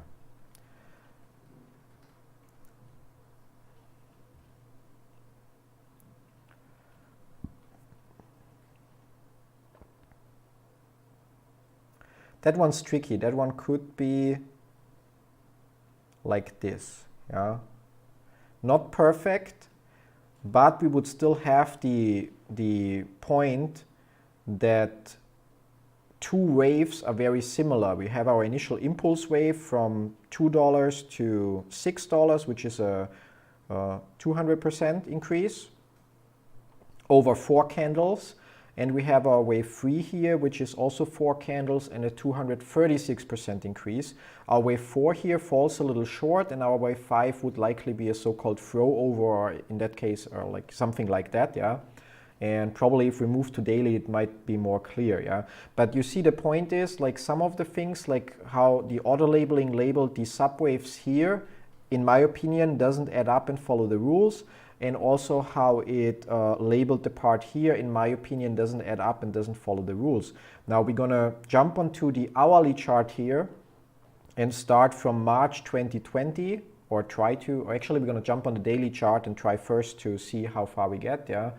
To basically see how we can map out this further. Because if this is indeed wave number 3, then I'm going to, and we have currently 4% profit, which is nice, but then I would close that position, and yeah, like I'm happy to take the profit instead of like suffer through seeing a drop. So jump to the daily chart, and you also have to ask yourself like one simple thing: if the auto labeling would be 100% accurate, yeah, or accurate most of the time, would you assume it's your company? You are the developer that came up with wave basis, you developed the algorithm, and you know your auto labeling is correct like 60%, 70%, 80%, so more than 50% of the time. Would you then bother to create a website, a user interface, and deal with customer service, refund requests, and all that stuff? Or would you just create a trading robot for yourself to make money? Yeah. So like, while I love some of the I love most of the tools wave basis provides, if you blindly trust the auto labeling, I'm not sure that it will be profitable, because if it were so super great, so if that really would be like, oh my God, auto labeling is like amazing and super accurate, then why would they put it out as a software for everyone? Yeah. So actually yesterday I checked a different software called Motive Wave, which is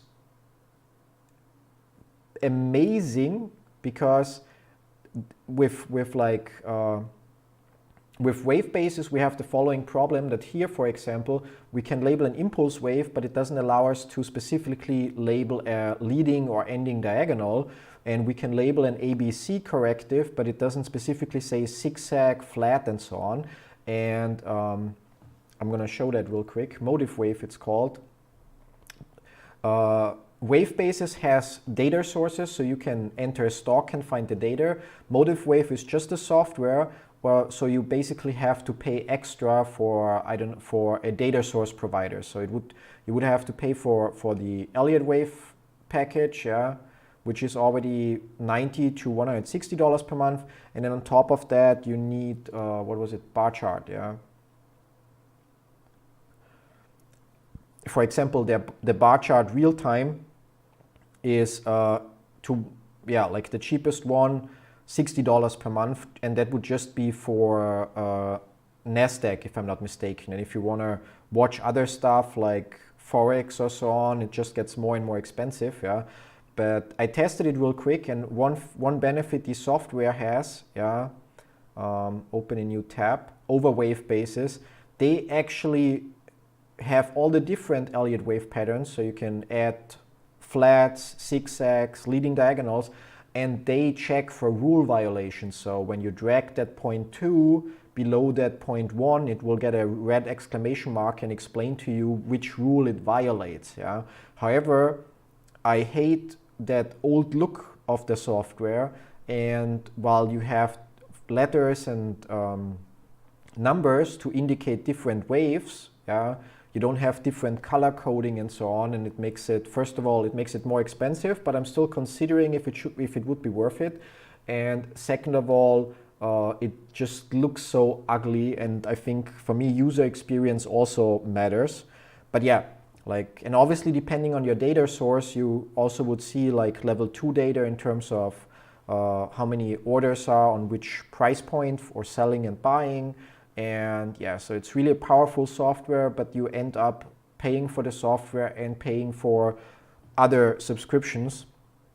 I would really consider it if I would have a broker that would integrate, yeah, because if you look at, so since we're going a little bit far here, but connections, yeah, so if you look at the list here, if you are using one of the brokers, yeah, so for crypto you could use Binance, for example. So if you have a Binance account and you pay for Motive Wave, then you can basically analyze the data based from Binance, so the tickers that come from there, with Motive Wave, and even execute trades. So you don't have to log into Binance anymore, but you can then in Motive Wave say, okay, buy and sell Bitcoin now. But when we look at the brokers that provide stock data, there is like DriveWealth, not available to me. There is Interactive Brokers, not available to me. MindTrade is in Switzerland, not available to me. Didn't check, and there I applied, but not sure if I will get approved because it also seems to be focused on US users. And yeah, and bar chart is the only other option. But there, I tried it, as said. The issue that I have is that, for example, for GameStop, I only get data till 2008. So I don't, or it doesn't allow me to really look at the stock since IPO, which is, in my opinion, crucial. Yeah. And yeah, all the other stuff, I couldn't find pricing or accurate information. So, but overall, if it would look nicer, I would definitely switch from wave basis to Motive Wave. It's more complicated, but also has way more features, but also is more expensive. And at the moment I'm considering, yeah, like which one to use, yeah. DriveWealth, huh, what? Did I see that there somewhere? Maybe I missed it. Ah, DriveWealth, okay, they have stocks, but they don't, what else do they have? Oh, okay, that's what they support, yeah. So I didn't check them. But,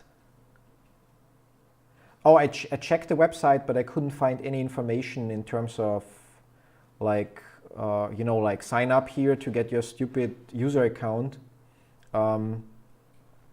so that you can then use it in Motive Wave and have the data there, yeah.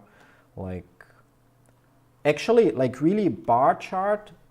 So bar chart in my test, like they have all the stocks and you have all the data, but you don't have a endless complete history. Yeah? Maybe I would need to look into it further to see if, for example, you can combine different sources. Then you could use bar chart for your real-time data, but you might also be able to just use Google and Yahoo Finance for historical data so that it helps you to complete. And yeah, but yeah, so. But when it comes to wave basis, I still prefer it.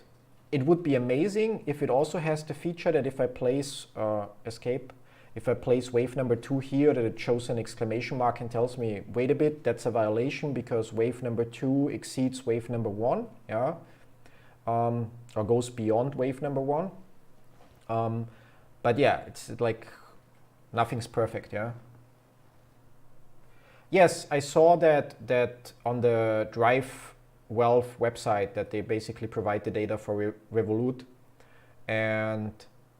but the question is, how expensive is it to get the data feed? Yeah, so like, I mean, if you manage $100,000, $500,000, $1 million, then obviously 1% profit that you make more because you have more accurate data or a better software already pays for your subscription likely. But if you're looking as a smaller account, then you also like, you might get better data, you might make better decisions, but if your portfolio is smaller, so yeah, like, I mean, my investments are like less than $20,000 total right now, yeah.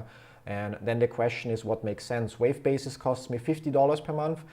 And I think the upside is because I don't fully trust the auto labeling that I'm forced to also think about the rules and again, look in the book, look on the cheat sheet and kind of like improve my decision-making process and understanding of Elliott wave theory. Whereas if I just have motive wave and I expect it to always point out when I violate a rule, yeah, just because I'm not violating a rule doesn't mean that it's the most accurate labeling. So you might end up making other mistakes because you apply a pattern that's technically correct, but it's not the one that's most probable. Yeah, so I don't know, like, but at and I really hate software that looks that old. It's the same when I see screenshots of Bloomberg Terminal. Who the heck pays, I don't know, $25,000 per year to get an user interface that looks like 1985? Good morning. Sorry if it was asked already. How many shares? I have around 80 shares, something like that. So it's like my average is around 97 or 77, one of those two numbers. So not that much compared to others, but yeah, like enough that if we are right, that it's going to be a decent payoff. But yeah, let's finish this to figure out if I'm going to close the Afria position or not. So the overall assumption is that we have our one wave here, wave 2 here. This would be wave 3, which would indicate that we have a leading diagonal here. So because our wave 4 by definition already violates or enters the area of wave 1. And if that's the case, then maybe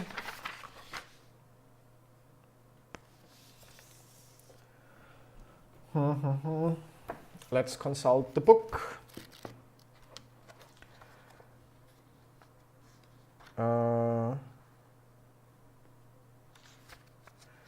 Around page number 84, no, 85, 86, we have the rules. And a diagonal always divides or subdivides into 5 waves, which is what we're currently doing. An ending diagonal always appears as wave 5. Leading diagonal appears as wave 1 of an impulse or wave A of a zigzag. Wave 1, 2, 3 of an ending diagonal, wave 2 of 4, a leading diagonal.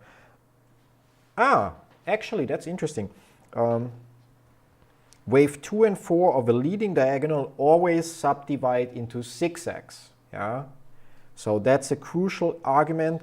Wave 2 never goes beyond the start of wave 1. So that's obviously the case here or obviously fulfilled. So 0, 1, and wave 2 never goes beyond the start. Wave 3 always goes beyond the end of wave 1, also fulfilled here. And wave 4 never moves beyond the end of wave 2, which the expectation would be that it would go here, which would also be fulfilled. And wave 4 always ends within the price territory of wave 1, which we already would have the case here. Going forward in time, a line connecting the ends of wave 2 and 4 converges towards in the contracting variety or diverges from in the expanding variety, a line connecting the ends. That's one thing that we don't fulfill here because we have a perfect trend channel here, yeah. Unless we take it, I mean, not perfect because we exceed that here. So we might actually have that, but then our last wave, get rid of the channel. So if we move out a little bit and use lines instead, and then our point 0 would be here versus point or through point number 2, roughly. And additionally, we would have our point number 1 through theoretically our point number 3. and we're gonna get rid of that trend line here once I find a point where I can do it, like here. And while that, we're gonna have to switch on the monthly chart to see that. Yeah, so like while it's not nice looking here, but obviously it's converging, so it's moving closer. Not as drastically as one might expect. So from all the points about leading diagonals, that would be the only one where I would say like, maybe not. Yeah, like have to see. But overall, everything else, which means this here would be a zigzag and it would take us likely down here. But yeah, so we have one rule that, while fulfilled, isn't super clear. In a leading diagonal, wave 5 always ends beyond the end of wave 3. Yeah, obviously it ends higher up. Yeah. In the contracting variety, wave 3 is always shorter than wave 1. Wave 1 here is 2,700%, and wave 3 here is 1,500%. So, yep. Wave 4 is always shorter than wave 2, which is going to be the case because the distance from here to here is shorter than the distance, like in terms of height or price difference as a percentage, from here to here, because the whole thing gets narrower. Yeah, guidelines. Wave 2 and 4 each usually retrace 66 to 81 of the preceding wave. Yeah, like obviously our retracements here a little bit further. We can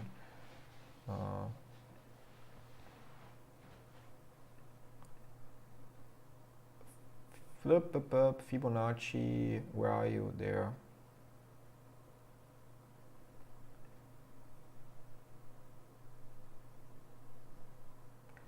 $66 to $81. Yeah, like so we are between 61 and 78 here. Yeah, so that checks out. And from here, yeah, that would also bring us out at the bottom trend line here. So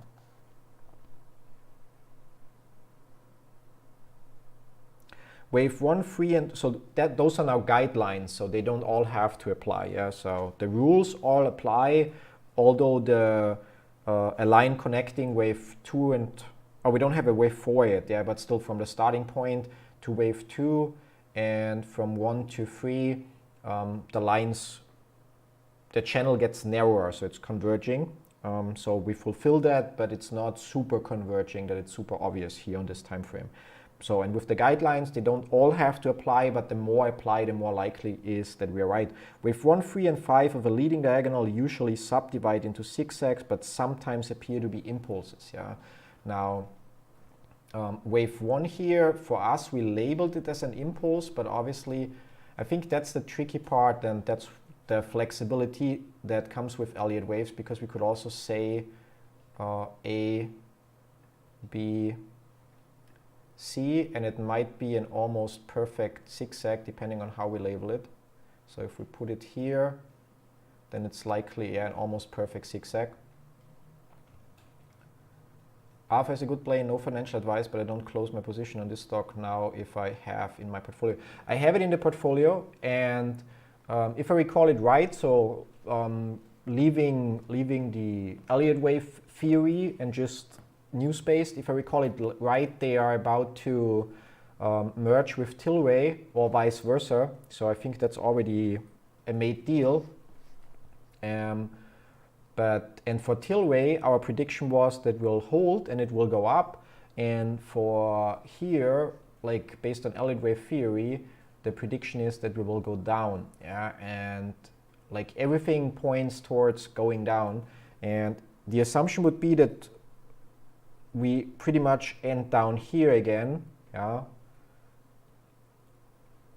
or maybe depending on how long the whole thing takes, because again there is usually some symmetry to the waves, which in GameStop we don't focus on because there is manipulation in place, so that I don't want to point out or focus on the symmetry. But like things like if we label this as ABC zigzag, then we see that this A takes 225 candles. Okay, that C here is up. let's check, is 150 candles, so happened way sooner.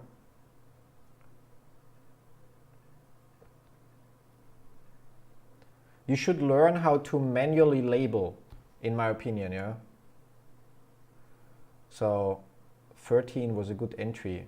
I mean, here, the 13, I don't know where I bought. I didn't buy that low, yeah. So I bought it all, yeah, like I bought high and then average down, and on average now I'm looking at like at least 4% right now. So, but yeah, so to not drag this out any longer, in my opinion, based on Elliott wave theory, we are actually gonna go down here. Yeah, might be wrong, but I just, and again, that's again the flexibility of Elliott wave theory, that I'm sure there's some other way to label this to indicate something else. But for me, it really fits perfectly to say that this will be a leading diagonal. And in that case, I actually expect it to, yeah, like go down to even possibly here, yeah. The problem here is that the predicted price areas here are predicted based on impulse, because we cannot, yeah, like manually create diagonals. Blah, blah, blah. Yeah, so for me, definitely I'm gonna see if I can already do that. If it's gonna accept it as pending close, because that doesn't, yeah, fail to set close. So I'm gonna do that tomorrow.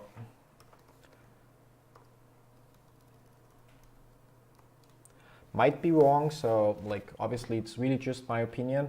And I think that brings us to Boxlight, the last thing to review in my portfolio currently. And then we can talk a little bit about GameStop. Jump to, yeah, monthly chart is not going to be super interest or super in our favor here. We could actually be,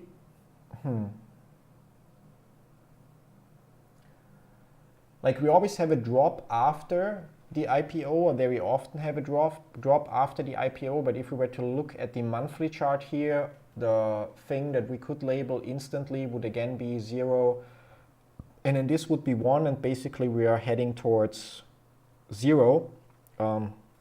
Which, as mentioned earlier, for those that didn't get it or were not there at the time, I have yet to find a definitive answer about like what you do when you look at from the IPO, and the indication would be an impulse downwards to 0. But what we can definitely do, or what we definitely know, is that we'll have the start of a wave here in March at that low. So there's definitely some wave pattern that starts from down here, and we're going to focus on that. And for that, we're going to jump to the daily chart.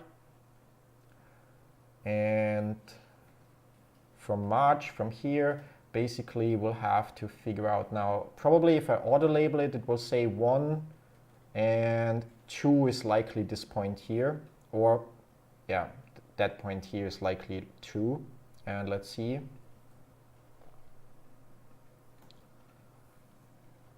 Could also be labeled here, but I think this is more likely.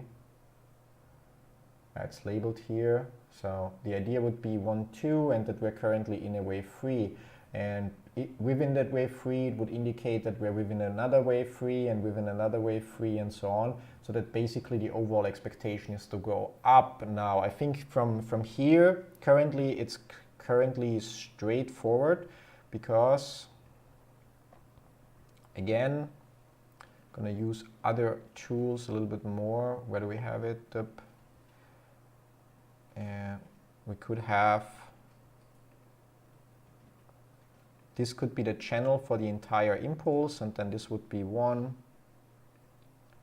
and this would be 2, and basically we would then be currently waiting for, not set, screw you. Okay, can I send that in the background or so? No. Extend, make default. Okay, then here. Lock all smart tools, and maybe, yep.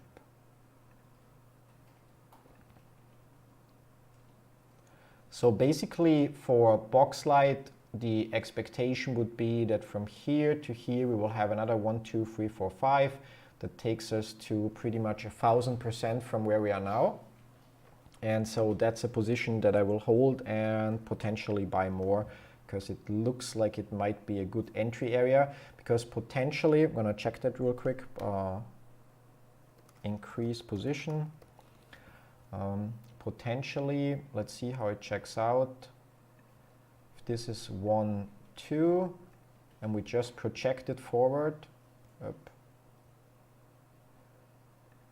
Yeah, then it falls a little short of this area, so there might be another 1, 2, 3, 4, 5 hidden inside, yeah, but I think that checks out. Like there, definitely, or I'm very, yeah, like very likely that we have a 1, 2, 3, 4, 5 in here, A, B, C, and then here 1, 2, 3, yeah, so I think it's likely a good entry, especially because we're also at the bottom, close to the bottom of this trend channel, yeah, so and with that we reviewed everything but GameStop. So I'm gonna close Nvidia for now, I'm gonna close Afria for now, I'm gonna likely increase Palantir a little bit, yeah, Tilray stays unchanged, and Boxlight will likely increase, and the rest also stays unchanged, and we hold it, and which brings us to GameStop. And now let's see what we can do there. So, and we start on the monthly chart as always. Now technically,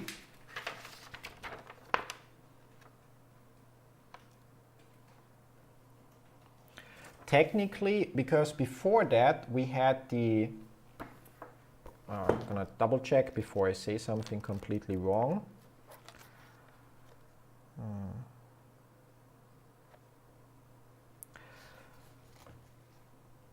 So technically, the way I label the monthly chart 0, 1, 2, 3, 4, we would have one rule violation as an or two rule violations as an impulse. First, our wave 4 goes lower than our starting point, which I explain by saying, okay, this is the start, but the company also had a value that we don't know before they went public.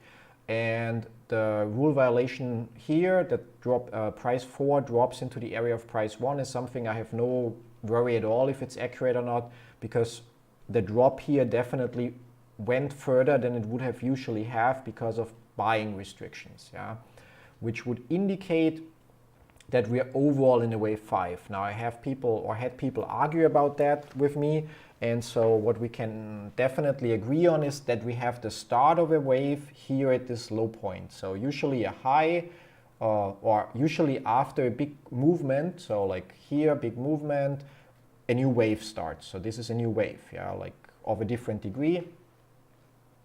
And then we have a sideways movement, yeah, and then this, so here a new wave starts, which means here in March a new wave starts. So with that we can go to the daily chart and simply map from the COVID low in March. Yeah. And are you concerned about eToro forcing stop losses again during a GME squeeze? I don't think so. Like I'm checking every day that my position, so during the week, that my positions don't have any stop loss that I don't want. And yeah, like I mean, even if a position would be closed against my wishes in quotes, so like early or whatever, I would, as mentioned, like I would withdraw the money that I can to make sure that I get my money. And if I have the feeling that I got cheated out of some money, then I would use that money to fund potential legal measures. Yeah, so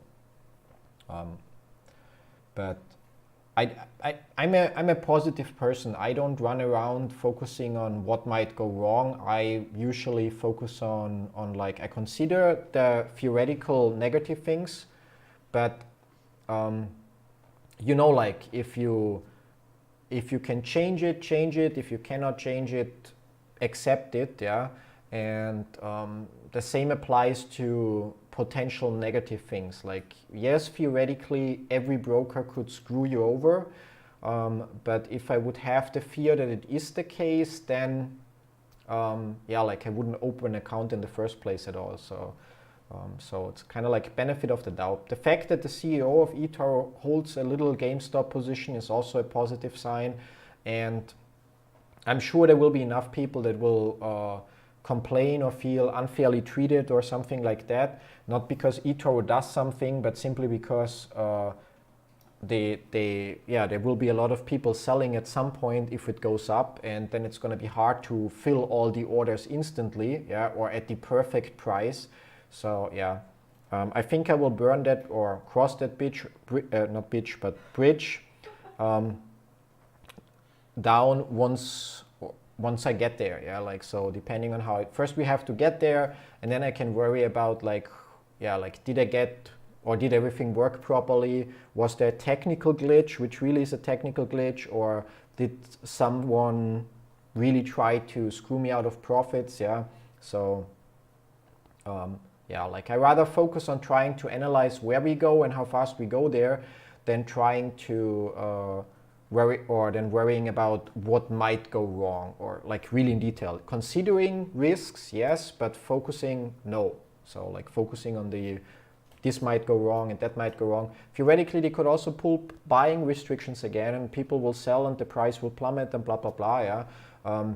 Yes, the assumption would be that if they do that same trick, and my assumption would be if they pull that same stunt the second time, somebody would have to go to jail, but then maybe they bribe the right politicians or I don't know what, so that, or maybe they have a scapegoat ready to send to jail, yeah, I don't know, yeah, like, so that's why focusing on what could go wrong, considering what could go wrong, yes, focusing on it, no, like focus on the upside and try to manage your trade properly, so that at any point in time, there could also be solid proof that shorts actually covered. I don't consider it likely or even remotely likely, but theoretically, there could be somehow we get some, I don't know, like leaked data from Citadel or so, like, but really from a serious source that would indicate that they actually don't have the stock shorted that much anymore.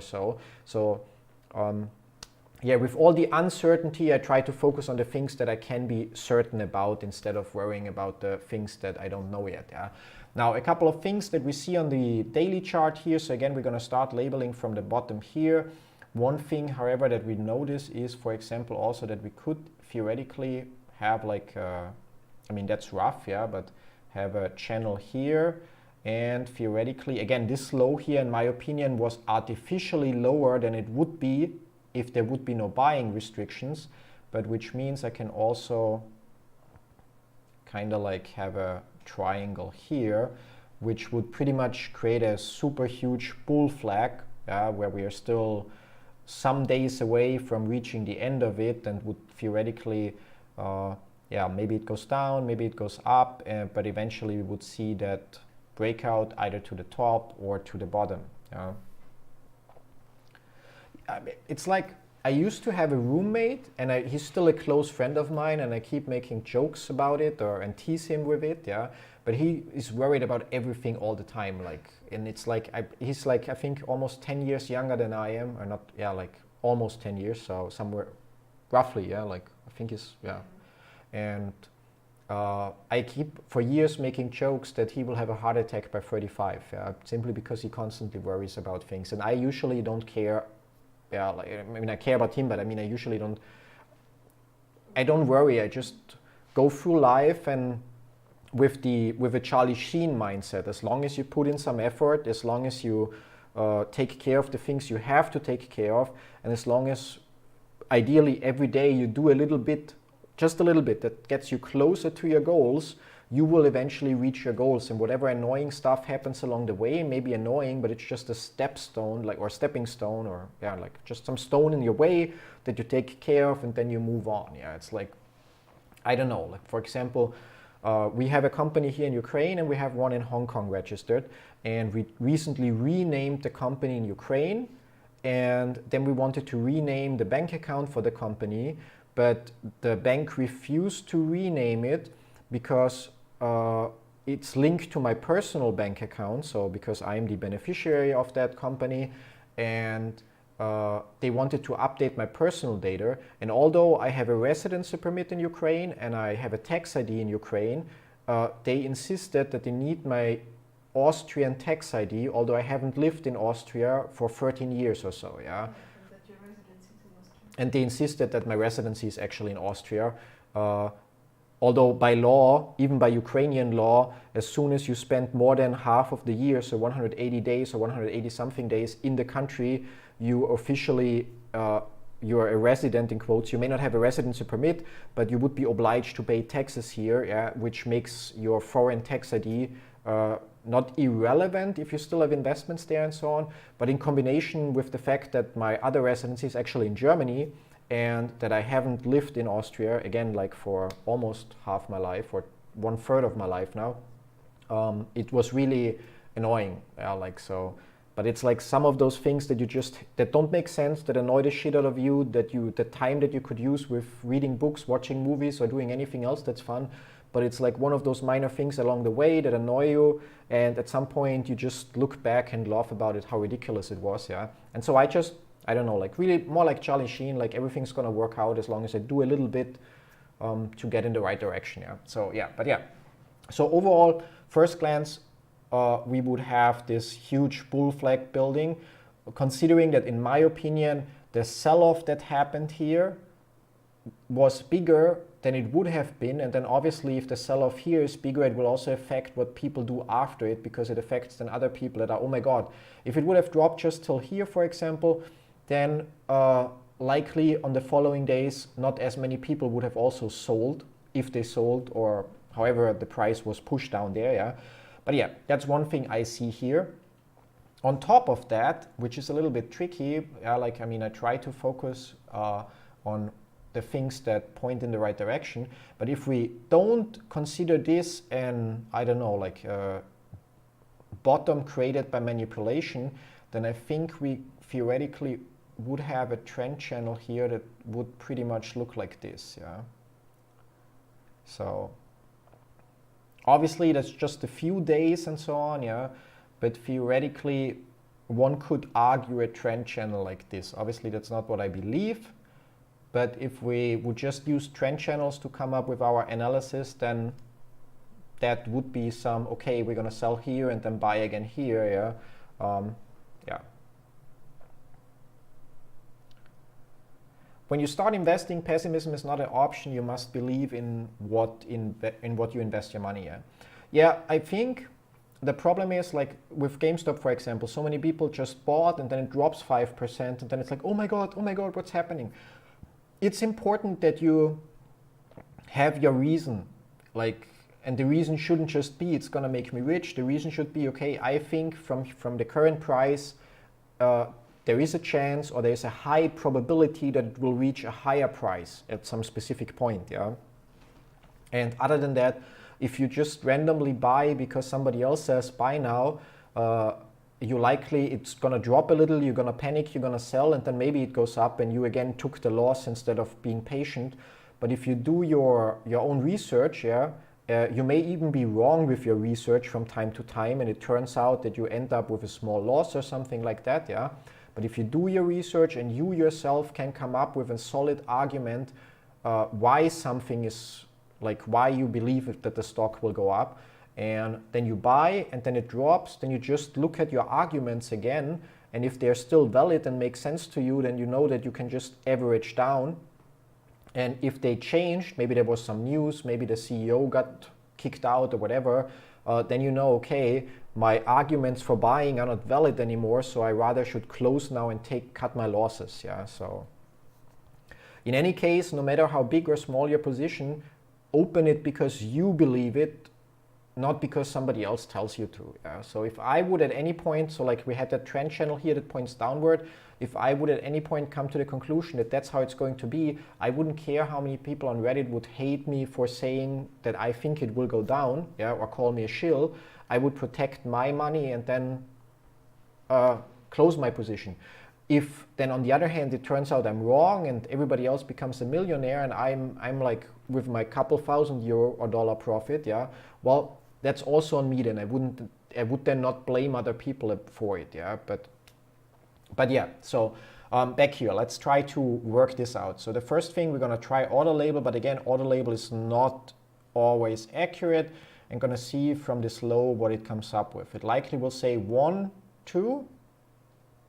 Okay, actually it says 0, 1, which is again something that doesn't add up at all. So we can basically label the whole thing ourselves. Much fun. Or parts of it. Actually, we can get rid of this one here. That definitely is wrong. Yeah. So, in my opinion, might be correct from another perspective, but in my opinion, our start is here. This is 1, and the low here is wave 2, and that wave 2 is lower than it should be, again because of the buying restrictions. Without buying restrictions, I think we might have seen 160. Yeah.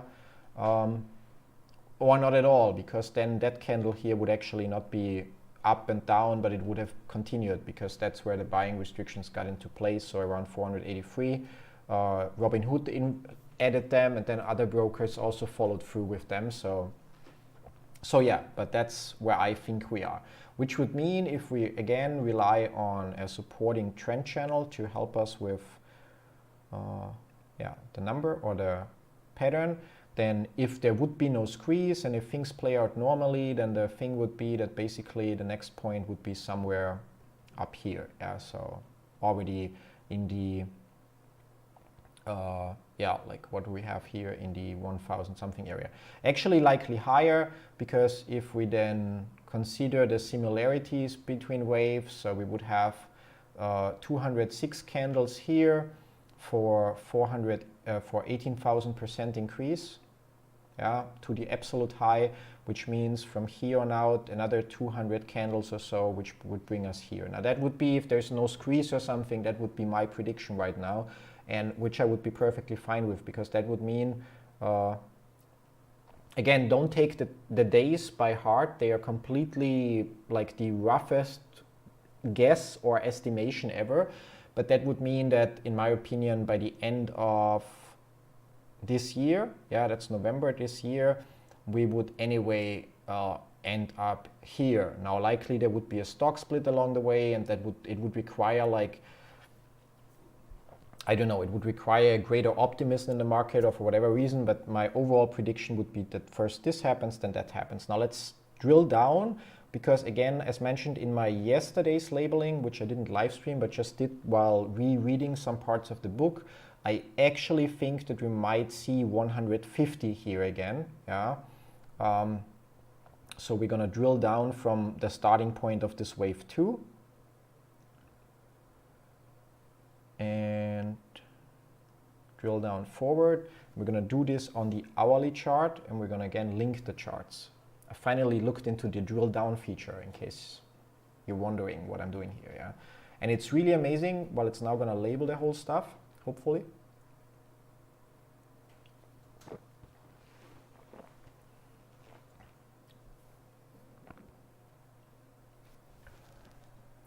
I'm going to move that here so it doesn't overlay there.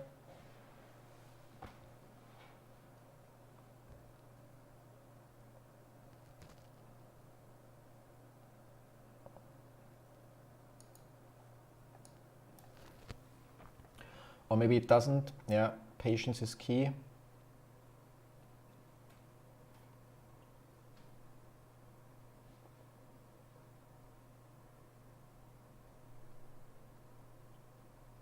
Okay, let's try this again.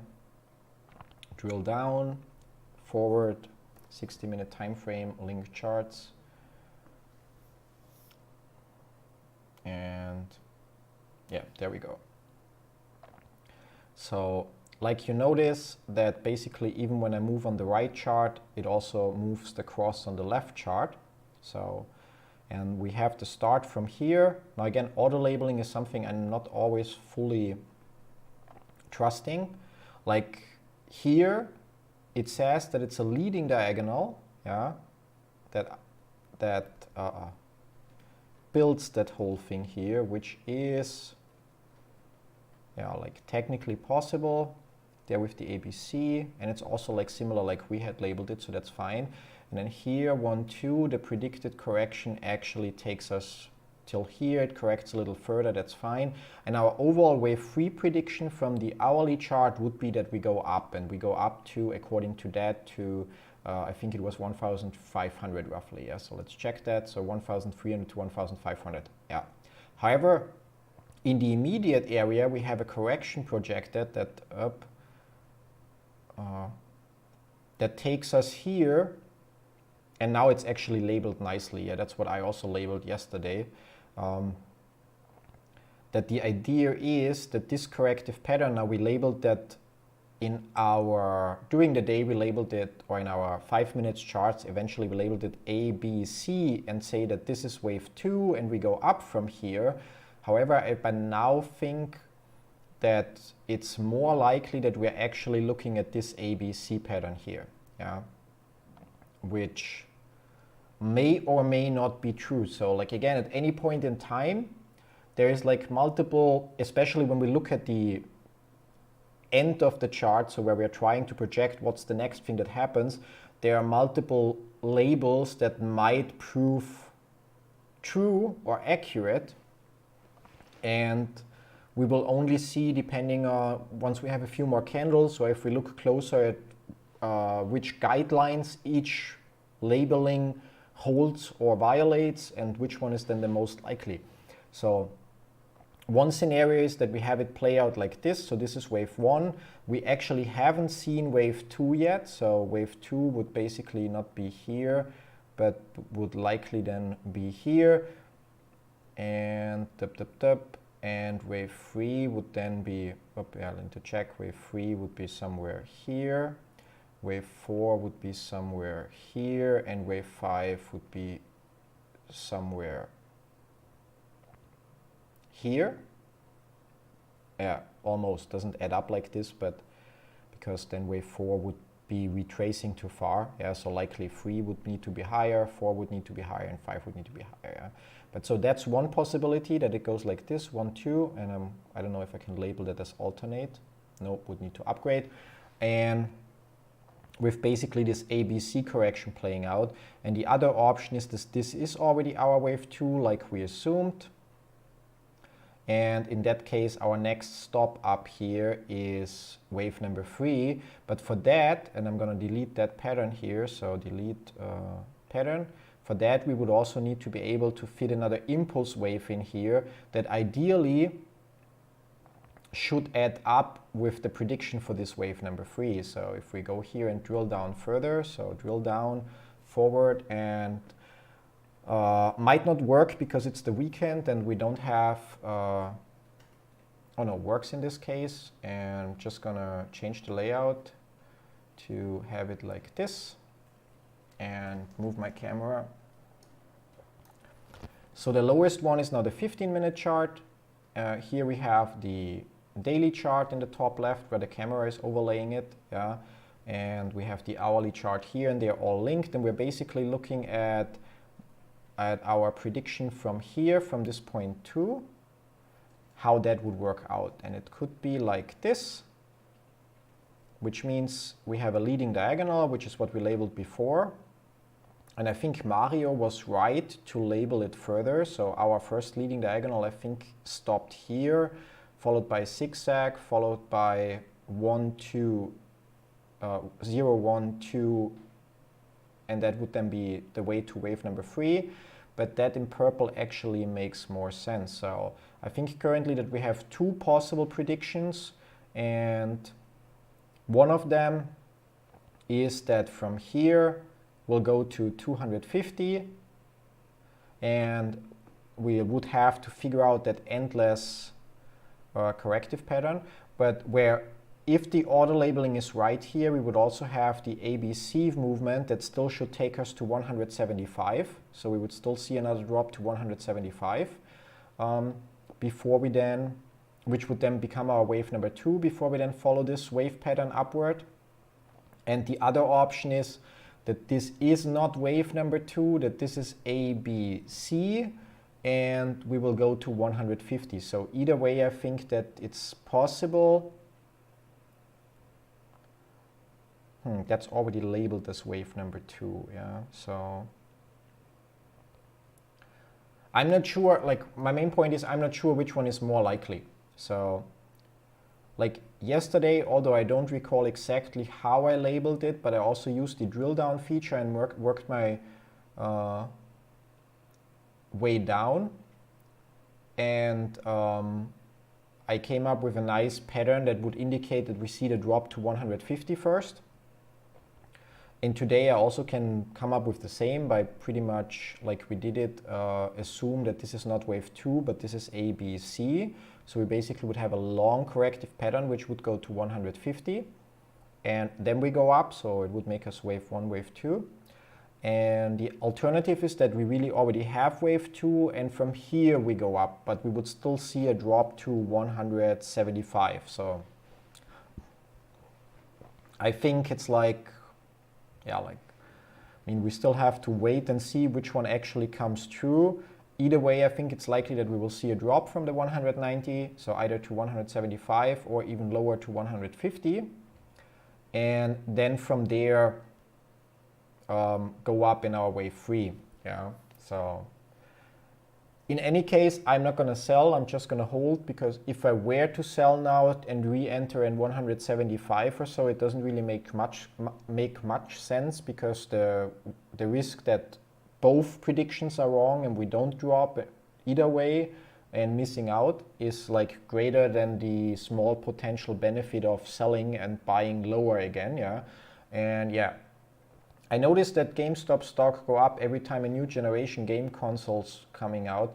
Yeah, because they obviously make a lot of money every time there's a new game console, because where usually people at GameStop may go and buy a game or buy a game or a console, but once there's a new PlayStation or Xbox or whatever, yeah, like those are, I mean, the major two, people want to have it, and therefore they are sold out immediately. You can see that on Twitter right now as well when you check, and then GameStop posts whatever, like PlayStation 5 in stock again, and then a couple hours later, usually on the same day, like really fast, they post that they're sold out again. Yeah, so, and that obviously means first of all, a new console is usually a couple $100 purchase compared to if you just go and buy a game every month for, let's say, $50. Yeah.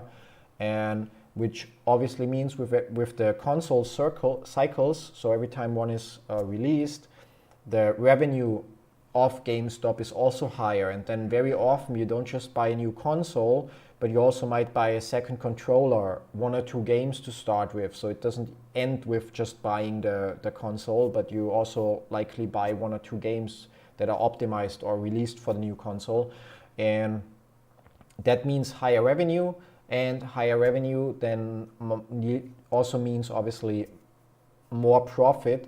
I don't know the profit margins for the consoles. I don't think that they are very high, considering that in most cases PlayStation and Xbox already sell at a loss. So the development costs for the console or even the hardware costs for the console are often higher than the sales price, because they also calculate that when you buy the console, eventually you buy games, you buy their whatever Xbox Gold or Game Pass or PlayStation Live, and that they make the profit then in the long run. Yeah.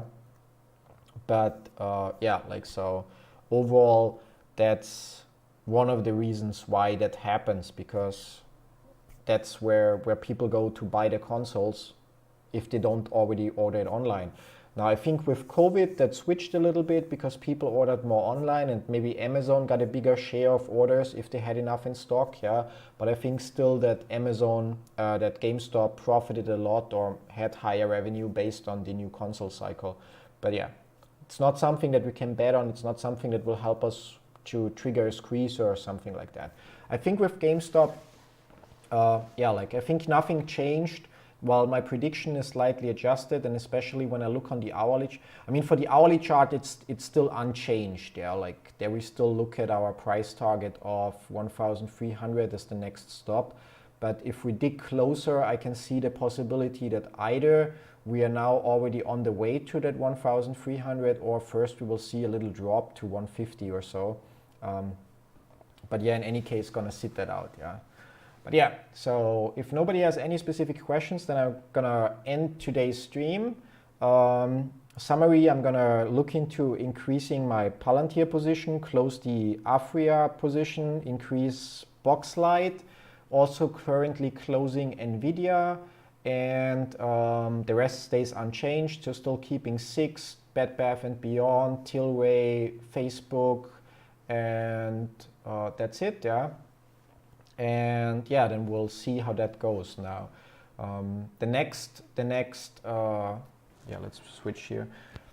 The next portfolio review will likely be in a month. I don't want to I don't know, I like my freedom. I don't like to be tied down. So like in terms of, and lives are something I consider being tied down. I enjoy them because they usually mean I also learn something. I get opposing opinions, supporting opinions, different tips and tricks that I wouldn't have thought of. But overall, a life is like having a job. Live streams are like having a job. Okay, I have to show up at that time because I scheduled it. And that's something in the long run that I like. Yeah, for GameStop, currently it's okay and I enjoy it a lot. But overall, I don't want to have like too many live streams scheduled and rather plan my days as how I feel. Yeah? So those portfolio reviews will likely be once per month to go over the position that I'm holding myself and explain why I'm holding them and how I'm going to change them. And I think over time I will find a little bit better structure, maybe prepare parts of it or so to keep them a little bit shorter, or I don't know, we will see.